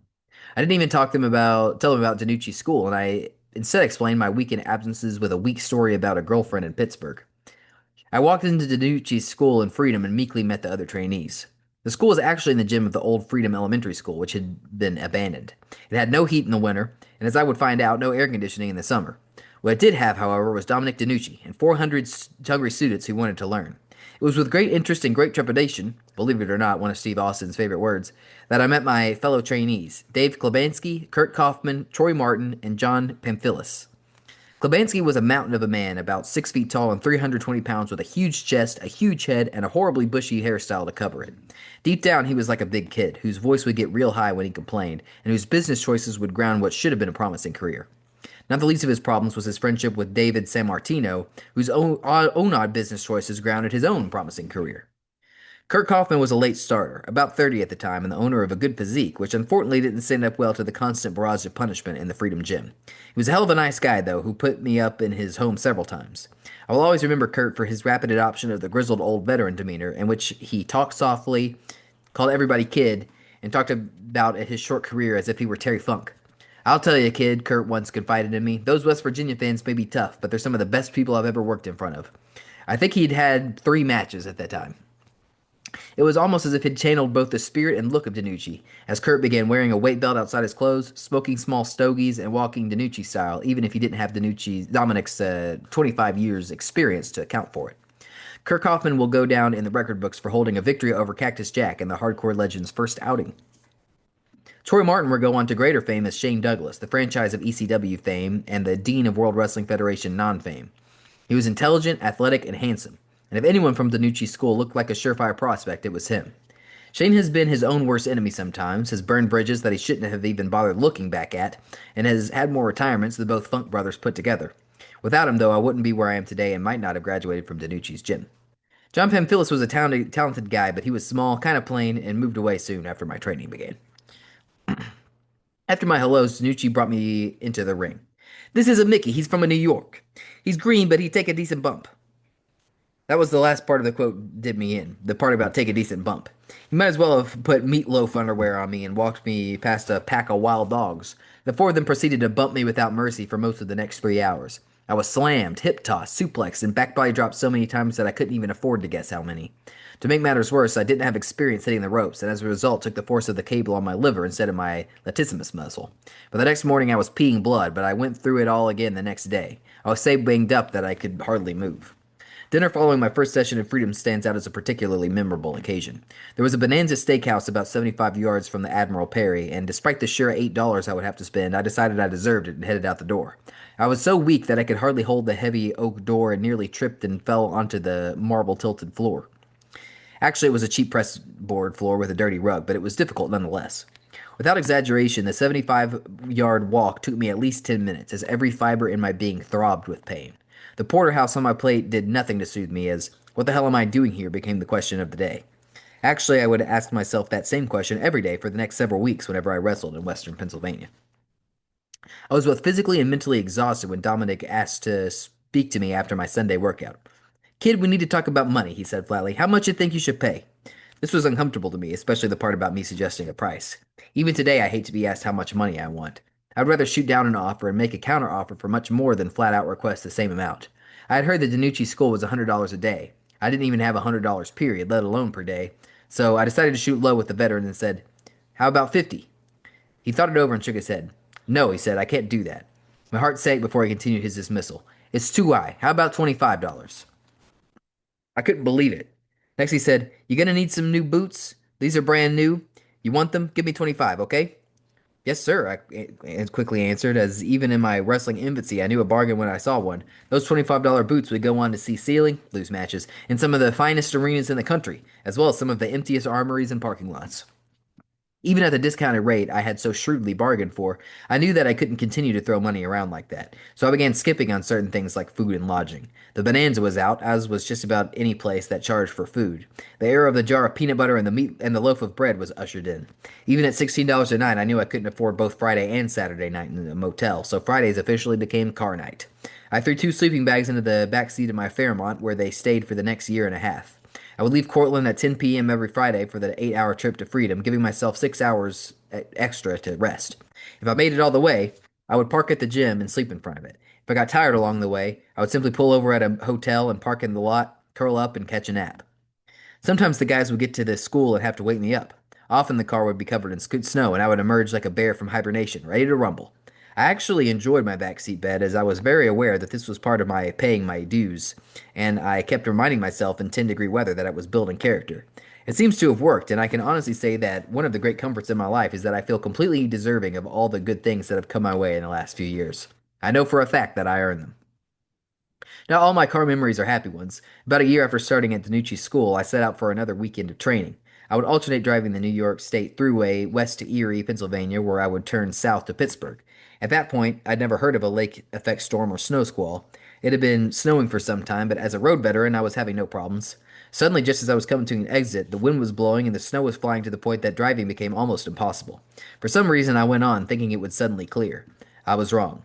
An hour later, I had traveled only a few miles, and I pulled over for the night and checked into my Fairmont hotel, where I slept soundly inside my two sleeping bags. I was awakened by the tapping of a motorist on my windshield. "Are you okay?" he yelled. I was half asleep and responded with a ridiculous, "Sure, yeah, go ahead," that I later regretted deeply. I climbed into the front seat and attempted to fire the mother up. Needless to say, the mother didn't fire. Neither did it flicker or even spark. It was one dead mother. I got out of the car and my initial reaction was, I'm going to die. It was so cold and so windy that the wind was whipping right through my trusty red flannel and freezing me to the bone. In an act of self-preservation, I began to run, and with luck on my side, found a trooper station less than a mile up the road. A day later, the interstate opened up, and I drove the 5 hours back to Cortland just in time to catch the Super Bowl. I had some other driving mishaps, but these were sometimes mental lapses on my part. One time I drove to Freedom to find Dominic on an independent trip that I had forgotten about, as had Tony Nardo, another aspiring student. We drove to Dominic's house, where we were given the bad news by his wife, Janine. Janine was nice enough to give us the key to the gym, and Tony and I rolled around for an hour, returned the key, and went home. Total training time 1 hour, total driving time 16 hours. I did that trip one better shortly after college graduation when I was living with my parents in East Setauket. East Setauket was almost 500 miles away instead of the 400 that Cortland was, and so it was with great sadness that I showed up in Freedom only to find out that training was canceled. After a few minutes of somber soul searching as to what the hell I was doing in the wrestling business, I did an about face and drove home. Total training time, 0 minutes. Total driving time, 20 hours. I chucked up all these situations to paying my dues. After about 4 trips to Dominic's, I found I really had only two problems. One, I sucked at pro wrestling, and two, I hated it. After my big Ward Melville Dude Love debut, everything had been downhill. Now at Dominic's, I was finally getting to try some offensive moves and couldn't cut the mustard. Even the simplest things were confusing to me. Doing a hip toss was like doing algebra. I didn't have a clue. A schoolboy roll-up might as well have been nuclear physics, and a drop toe hold, brain surgery. I have several witnesses who can attest that I was the worst natural wrestler they ever saw. So when in the ring with me, the other students concentrated and set on what I was capable of, namely taking an ass kicking, and proceeded to help me hone my skills in that specific area. I was really so bad that I wanted to quit, and the only thing that was stopping me was my pride. I had talked so much about wrestling for so many years that if I quit, I would have felt like a huge failure. Thankfully, after a long time, the fog began to lift, and I began to learn, and in turn began to enjoy myself. I credit my turnaround to hard work and perseverance, but above all else, the dedication of that old son of a bitch, Dominic DeNucci. Too many times I've heard horror stories of wrestlers training guys just as a way to rip them off. The Undertaker recently told me that he paid Buzz Sawyer to train him and basically learn how to lock up, begin a match, in Buzz's backyard before showing up and finding that Buzz had skipped town. On the contrary, I think Dominic saw me as his special project, as if he wanted to see if combining my thimbleful of talent and my ball this a big could somehow turn out a decent pro. On several occasions, he would arrange for me to come back later in the evening for one-on-one training, during which I did things I never thought possible. One night he wanted me to learn a sunset flip, and I flat out told him that it was impossible. He persisted, and after several embarrassing attempts, I managed to pull one off. I was elated to the point of jumping up and down. It was like the first time I was able to climb the rope in gym class, except without the half woody. How was that, Dominic? How was that? I excitedly asked my mentor. It wasn't not a bad, he replied in typical Danucci fashion. He was a vivid storyteller who spoke in parables to illustrate his point. When one wrestler asked about learning fancy moves, his reply sounded like it came straight from one of the Gospels. My boy, he began, this a business is like the alphabet. You cannot spell big words without learning all the letters. First you hear the letters, next you spell a little word. Then next you try big college words like a Mikey and Troy. Gee, Dominic, offered Dave Klebansky, you're kind of smart for a guy who can't speak English. Well, maybe Dominic never has mastered the English language, even after 40 years in this country. Then again, maybe he goes home and drops the Italian accent completely, like a pizza shop owner I know who uses it only as a business gimmick. I do know, however, that my view of Dominic changed when we began traveling overseas, where I stood with my college educated thumb up my butt, while Dominic rattled off fluent French, Spanish, and of course Italian in all the different countries we went to. I wrote a little earlier about Dominic testing my will, which he did, but I have to explain how healthy a thing that is. Throughout much of the history of the business, wrestling trainers have often had two schools of thought about aspiring wrestlers. The first school is to take anybody who has the money, teach them the very bare essentials, and throw them to the wolves. Unfortunately, with so many trained wrestlers out there and so few shows being run, most of the guys' careers consist of only a few very small matches. The wrestling landscape is littered literally with thousands of wannabe wrestlers who don't know a wristlock from a wristwatch.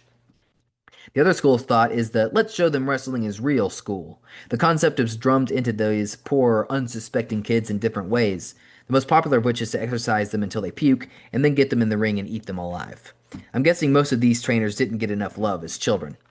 Some would intentionally injure a prospective student so as to send him back to the real world with a different outlook on wrestling. A common ploy was to goad an unsuspecting student into the hands and knees amateur wrestling referee position under the impression of learning some technical skills. Once the student was in the position, the trainer would abruptly drop a knee in the back of the poor kid's ankle, immediately breaking it and therefore putting him in a cast so he could tell all his friends that wrestling was real. If a prospective wrestler came from an athletic background, he was often singled out as an example. I knew a guy who helped train wrestlers in the Midwest who told me he was encouraged to stretch legitimate athletes to show them just how real wrestling was. Never mind that this guy was one of the worst pros to ever lace up the boots. He was a skilled amateur who knew all the dirty tricks, and he sent many a pro football player packing. So instead of having a quality lineup of great athletes, this one promoter scared off all the good talent and ended up showcasing some of the worst abortions the business has ever seen. Bar fighting was another way to show how real wrestling was. Sometimes inflicting injury was not enough to prove a point. Permanent injury was the answer. For a while, in an era that I thankfully was not a part of, the act of taking out another man's eye was a noble effort in the quest to legitimize pro wrestling in people's minds. When I broke in, I heard stories that made me sick, including one where an eye was not only torn out of its socket, but was also purposely stepped on and crushed as the victim tried to retrieve it. I wonder how these people live with themselves now as senior citizens, knowing that there are people their age walking around with hollow sockets because of a stupid, cruel, and senseless code of manhood that they lived by decades earlier. An old episode of Hawaii Five-O that has stuck in my mind for almost 30 years makes me think of these pathetic wrestlers. In the episode, a tough military man admits to raping a girl, even though his sexual impotence makes the admission impossible to believe. McGarrett asks the man why he would be willing to risk a 20-year sentence for a crime he didn't commit. I'd risk my whole life, the tough guy boldly states, to keep the rest of the guys from finding out I wasn't a man. A man, a flabbergasted McGarrett shouts. Do you know what it really means to be a man? You haven't a clue. You haven't a clue. Dano, get him out of here. When it comes to being a man, sadly, a lot of wrestlers, both past and present, haven't a clue either. Thankfully, Danucci subscribed to neither the theory. He neither took my money selfishly nor tried to make an example of me. Yes, he made me respect the business, and yes, he put me in some holds that were sheer torture, but he never tried to prove himself by abusing me or anyone else. I once heard it said that there is no such thing as a bad student, only a bad teacher. I'm not sure if that's always the case, but I do know that it was Dominic's patience and skill as a teacher that turned me into such a good student. In addition to my wrestling studies, I was also turning into quite a scholar at Cortland. Wrestling seemed to give me a focus, and this focus helped me achieve more scholastically than I ever thought possible. My projects in radio and television production, which I had decided to major in, were class favorites, and upon graduation, I was even awarded the Anna Allen Award for the outstanding student in my major. So what if there were only 10 students in my major and the rest of the school were gym teachers? The award was mine, all mine. One of these valued projects nearly cost me one of my most valued friendships. I was doing my documentary project along with a girl named Debbie James, who I've been friends with since my freshman year. Debbie agreed to accompany me to Pittsburgh for a weekend so that we could do our documentary on Danucci's school. Now, I feel that my freedom travels taught me a lot of lessons about life, but unfortunately, these lessons did not include how to treat a woman on the road. Don't get me wrong, I wasn't mean or abusive, but when it came time to sleep on Friday night, she was more than a little surprised to find that a motel didn't fit into my plans. Grudgingly, she went along with my routine. It was spring, so the weather was no problem, but it was several days before she spoke to me again. Mickey, you made me sleep in a car, was her simple rationale for the silent treatment when she finally did decide to speak. Somehow we were able to turn out a great documentary that looked close to professional quality, and she was able to turn out a few kids who are now big Mankind fans. I can't wait until they get old enough to learn what a cheap bastard their hero was. After 3 months at Danucci's, I arrived back in Cortland on a Sunday night to a rude welcoming from Jake and Steve. We need to talk to you, they said. What is it? I innocently wanted to know. You say you have a girlfriend, Steve said as the interrogation got underway. Yeah, so what? I was quick to say. Well, Jake interjected, you never call her, and she never calls you. You leave every Friday, and you come home every Sunday. You smell like shit, and your hair is all plastered to your head. You have sleeping bags in your car, and there are food wrappers everywhere. You have about 10 jars of peanut butter in your car, and you have a black eye every other week. So what? I countered. What are you trying to say? Steve jumped in and came right out with the wicked accusation. We think you're wrestling. No, I wish I was, but I'm not, I lied as I headed up the stairs. This isn't over, Rich. You've been calling me that ever since the Frank incident, not by a long shot. I know you're wrestling, Rich. I know you're wrestling. I hated to lie, especially to guys that I spent so much time with, but I honestly felt that wrestling was something I wanted to keep just to myself, at least until I reached my goal. My goal at that time was simple. It wasn't to be the World Wrestling Federation champ, or to be the king of the death match, or to be the tag champs, or even to be a sports entertainer. I simply wanted to have a pro match, and then I would consider myself a success. As school came to an end in May, I was getting close to reaching my goal. In the second week of June 1986, I left a summer school session in Cortland where I caught up on all my credits and then officially moved to Pittsburgh for the summer. I really didn't know if the Fairmont could withstand those 1,000-mile trips. Round trips. 70,000 miles later, when the car finally died, I realized that I was wrong. I got into Emsworth, Pennsylvania, where Rob Betcher had set up a place for me to live with his grandmother, a relationship that almost immediately went sour. Mrs. Betcher lived in a tiny house on a tiny street. Pittsburgh was in the middle of a heat wave, and the little Betcher house didn't have air conditioning. And I didn't have a room, so I slept on the pull-out couch in the living room. As a result, Mrs. Betcher, who, like many elderly people, was an early riser, was treated to a regular morning view of my hot, sweaty 20-year-old body sprawled in her living room and attired in only my Fruit of the Looms. I guess even at 210 pounds, which I was down to due to a lack of food in my budget, I had a body that spanned all generations in its ability to turn off the female gender. A few days later, a professional football player died of a drug overdose, which combined with the oil spill the size of a nickel I left on her driveway spelled trouble. I guess one of her friends got into her ear and convinced her that the football OD meant all athletes, including me, were drug users. Apparently, she felt strong enough about it to wake me up out of a near-naked sleep to request my immediate departure from her humble abode. Ricky? Yes, even older women forgot my name. You've got to go right now, she yelled as she shook a feather duster for emphasis. Sadly, I left the little house and went to the University of Pittsburgh, where for $25 a week I sublet a room in a house with two college students that I got along fine with. When I got to Clarksburg, West Virginia on June 24th for my first battle royal, where all the guys are in the ring at the same time, I was ready. I was feeling cool and confident when I got to Clarksburg. After all, how difficult could a battle royal be? I'd seen them as a fan and also sat ringside at Tommy D's shows, so I knew that there wasn't a whole lot to them. This I felt would be a great way to get my feet wet without actually having to drive all the way in. Suddenly Dominic appeared and in one quick sentence shot down my cool and confidence and my whole feet wet strategy. I was going to wrestle in a singles match. Mickey, you were going to wrestle Kurt Kaufman, in the second match tonight, he informed me. And I want to see some wrestling, no punch kick. Man, this was nerve-wracking. To be in the prestigious Clarksburg Armory alongside such wrestling luminaries as Jerry the Wanderer McIntyre, Bill Berger, Lord Zoltan, Buddy Donovan, and Irish Mike McGee was all I could have ever hoped for. I sought out ring announcer Hank Hudson to give him my statistics. You're one of Danucci's students, aren't you? The velvet-tongued Hudson asked. Yes, Mr. Hudson, I am, I replied. Okay, what's your name? Hudson inquired. That was a tough one. I wanted to be Dude Love, but I knew that I didn't have the experience or the talent to be the dude just yet. Maybe in another 6 months.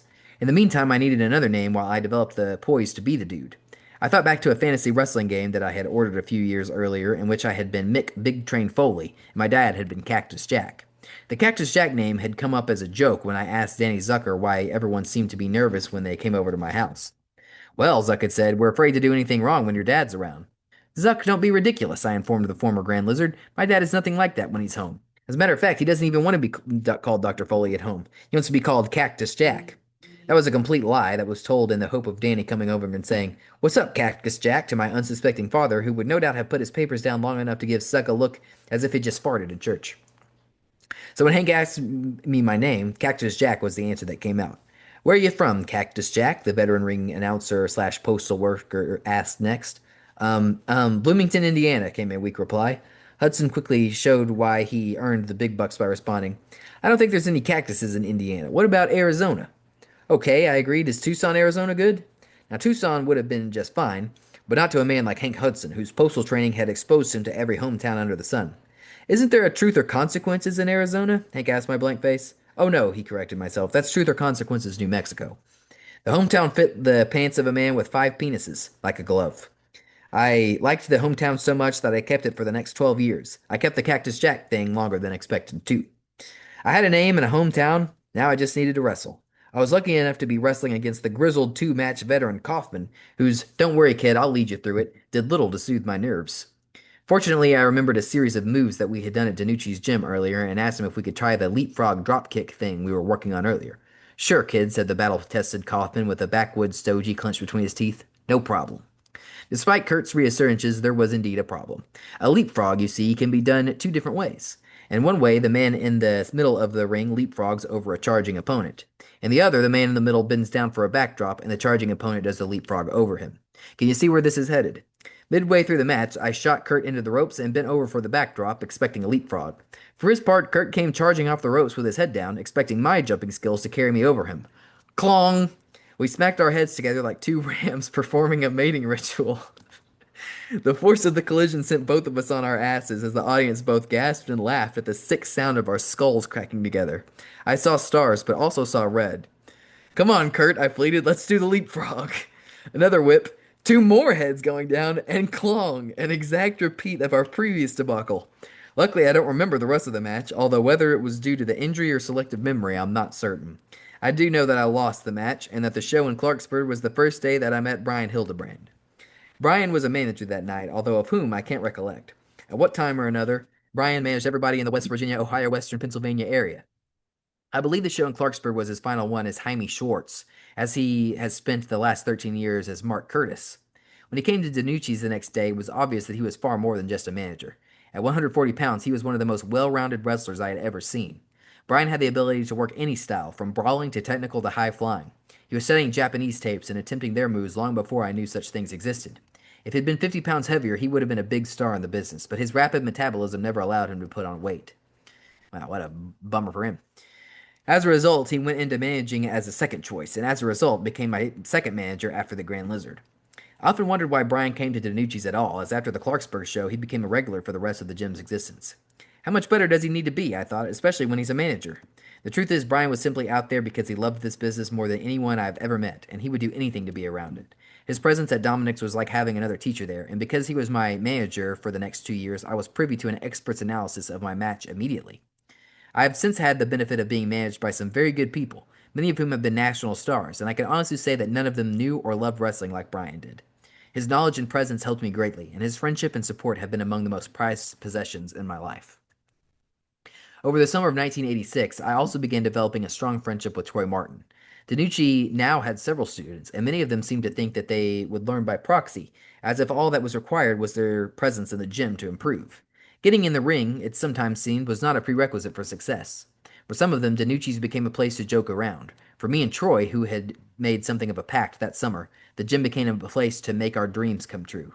By the time the summer ended, I not only had a partner to develop moves and matches with, I also had a place to stay every Saturday. Friday was still car night because I could never guarantee my arrival, but Troy and his mom proceeded to house me almost every Saturday after that. As the summer came to a close, I was actually starting to show some potential and was elated to get a mid-August call from Danucci. Vince needs some boys to do the TV, Danucci unmistakable voice informed me. Do you want to do? I was dumbfounded.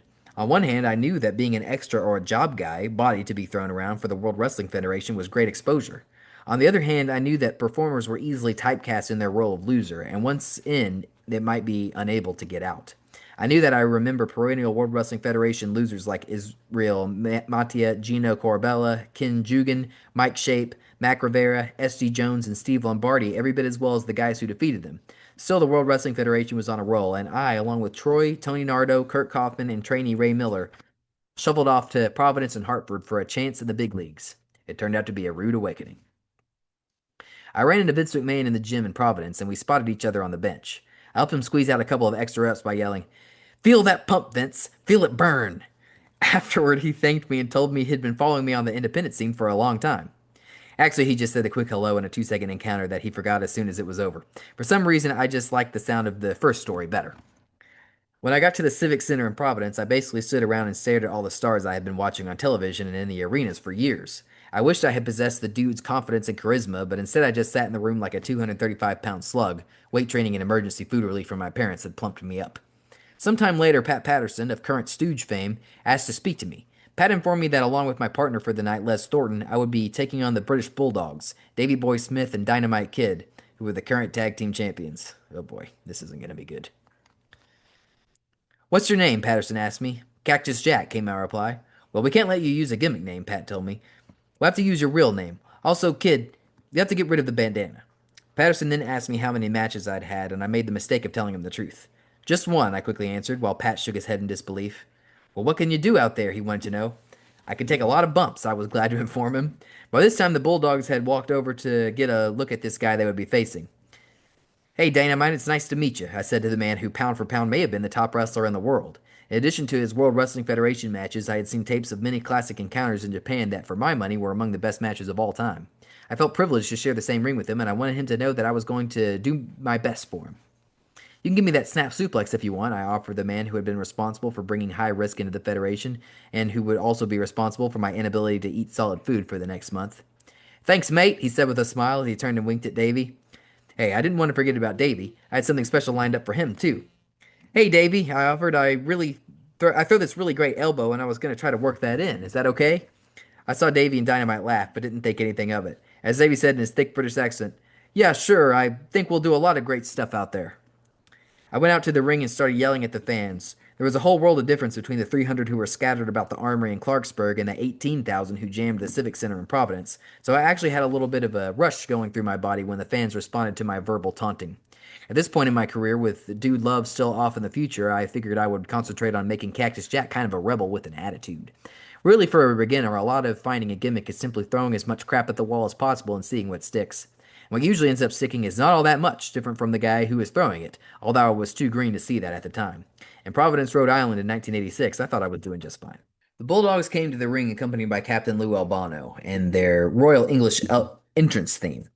I began to feel slightly out of my element. When the match started, I knew instantly that I was in trouble. Les Thornton was, like the Bulldogs, an English wrestler and an technical expert. For 2 minutes, he and Davey did some fine technical wrestling, and then Davey tagged the Dynamite Kid, and Les tagged the scared 20-year-old kid. An announcement might as well have been saying, Ladies and gentlemen, the scientific part of the match has just concluded, but just stay tuned for a major ass whipping. It was devastating. I tied up, began the match, and right off the bat, in accordance with my previous wishes, I was snap suplexed nearly out of my boots. The suplex offered me my first chance to experience the Federation ring, and although stiff, my body seemed just fine, at least for the time being. A snapmare came next, followed by a diving headbutt so painful that I could see my eyes crossing on the video replay. As I struggled to get to my feet, Davy Boy was tagged in to resume the fun. A big horizontal suplex and a power slam followed, but hey, these were both moves I'd endured countless times at Danucci's gym, and when Smith hooked me in a loose front facelock, I figured it was my time to have some fun. I immediately began firing weak-looking elbows at his midsection in a quest to get him my big elbow on national television. Davy could have no doubt clamped down on the hold and shut me down completely, but instead he let me go. Knowing Davy as I do now, I think he was probably just getting a kick out of my youthful exuberance and wanted to see where it would take us. It took us right to the ropes, where I fired off my amused opponent and caught him coming off the opposite strands with my big flying elbow.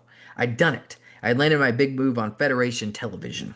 Sadly, instead of the ooh or ah that I felt such a devastating move would merit, I heard laughter and looked up to see Smith smiling. One headbutt later, which thankfully didn't hurt, Davy tagged out, and a fired-up Dynamite kid came in with bad intentions in his mind. Dynamite had broken into wrestling as a skinny 15-year-old kid in England, where for the first time he'd been told he was too small to make for the big time. As a result, he'd worked harder and become more vicious in the ring than anyone I've ever seen. I also believe he had a genuine mean streak in him.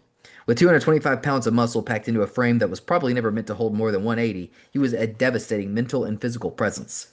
Looking back at it, I honestly think that he saw my weak attempted offense as a slap in the face, and his body started physically shaking on the ring apron as he begged for the tag.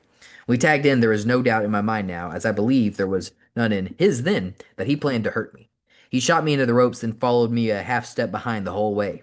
When I came off the ropes, he clubbed me across the jaw with his biceps in what I guess was technically a clothesline. I never saw it coming, and the effect was devastating. Pain shot from the tip of my jaw through my ears. Then, with my ears still ringing and my head pounding, I was suplexed backward off the top rope, and I fell in an awkward way onto my shoulders and the back of my head. A future Minnesota Governor Jesse Ventura called the slow motion replay. I could see Dynamite looking back at me with a combined look of concern and satisfaction. I was helped to the back by one of the referees, and when I got there, saw a look on veteran wrestlers' faces that was comparable to that of an observer of a car wreck. Even Greg Valentine, whose career had not exactly been characterized by touching displays of affection, gave me a concerned, "You okay, brother?" "You know where the Bulldogs are?" were my only reply. "They went in there, brother," Valentine smiled, and I could see others raising their eyebrows in surprise at what they probably viewed as the beginning of some stupid retaliatory locker room attempt. I've since seen many a locker room incident over wrestlers taking liberties on their opponents, and if anyone ever had just cause to be a little bit peeved, it would be me. I opened the door and saw them standing together, looking like the cumulative cat who swallowed the canary. I didn't hesitate a bit in telling them what was on my mind. "Thank you very much," I said while shaking hands with both men. "I really appreciate it." They smiled with a touch of disbelief and let me know that they too had enjoyed themselves. Wrestling is strange in that way. Respect for the veterans is a necessity, although in my mind, so too is respect for your opponent's body. I learned a long time ago that in the wrestling business, as well as in life in general, you run into the same people on the way down that you did on the way up. It is my hope that, though through kindness and respect, these people will see fit to let me down gently instead of dropping me. Unfortunately, it seems that the Dynamite Kid has been dropped, and his ex-wife told me he lives unable to walk in his native England. Although I don't agree with what he did to me in my second match, he was extremely nice to me when I toured Japan with him in 1991, and I recently spoke to his ex-wife about organizing a benefit that may one day help him walk. After seeing how much he gave to his sport and how little it left him in return, I would consider it an honor to try and help him. I traveled to Hartford for the second set of World Wrestling Federation tapings. It was several hours before the show, but my parents were standing out in front of the building nonetheless. They had been in attendance and wanted to tell me how much they enjoyed my match. "Great job out there," my dad informed me. "Your mother was so impressed that she even put her book down when you went out." I gave them a thank you, but I guess my dazed eyes gave me away, and my concerned mother asked me if I was all right. "Well, my jaw is really hurting, and I can't close my mouth or eat food, but other than that, I guess I'm all right." My mom seemed stunned and offered the same sentiment that I'd heard so many times before. But I thought it was all fake. Even in my clouded state, I offered up words that were a pretty good synopsis of the previous night. "Mom, nothing has ever felt so real in my life."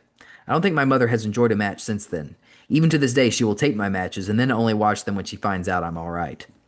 In the dressing room, I sat down and minded my own business, but I felt like I had somehow become slightly accepted because of my previous night's mugging. Both bulldogs asked how I was, and King Kong Bundy extended his hand in friendship, even though he immediately rescinded after seeing me adjusting my balls with my shaking hand. A couple of guys talked about possibly seeing the Jeff Goldblum movie The Fly, and they wondered if anyone had seen it. When I raised my hand and offered my Siskel-like thumbs up, Les Thornton chimed in, "You look like a fly yourself last night, mate." The laughter of the boys made me somehow feel like one of the guys. Unfortunately, my efforts on this night made me feel like the greenhorn I truly was. I was scheduled to team with veteran Terry Gibbs against the Killer Bees, Jim Brunzell and B. Brian Blair.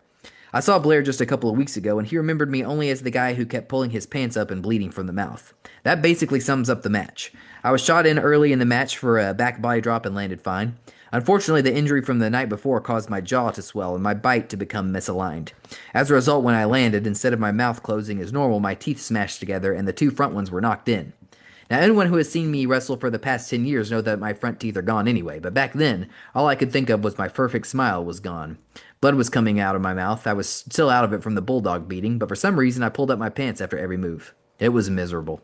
We were the second to last match of the night, which meant that no one made a peep after 4 hours of tedious wrestling, and I was at my absolute worst.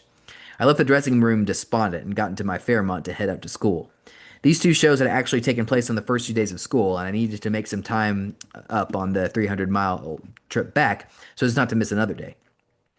As I pulled out of the back lot, I saw some familiar figures at the gate. Danny Zucker, John Embriani, John McNulty, Dan Hegarty, and Ed Fuchs were there waving me down, and when I stopped, they were all sporting the biggest smiles I'd seen since we all used to pile into a car with our fake IDs and a fistful of ones for Pepper Night at Centerfolds. It didn't matter. To them that I'd stunk up the place, I was their buddy, and they thought that my just being in the sold-out Hartford Civic Center was good enough. We went out to eat, and their spirits brightened mine. I left the dinner with a different outlook, an outlook that said, "I have made it. I accomplished my dream." With that in mind, it seems that the past 13 years have just been a constant readjusting of my dreams. with my current one being to retire in 1 year with my health intact. I rolled into Cortland about 4 in the morning and was awakened early by Jake and Steve, who had seen my trusty Fairmont outside in the drive. "We know you're wrestling," yelled Steve, "and your name is Catfish Jack." I smiled as I thought of my vow not to share my wrestling with them until I'd had my one match. "You're right," I admitted, while the 2 teeth that would require root canals to save them throbbed in my mouth. "I've been wrestling this whole time."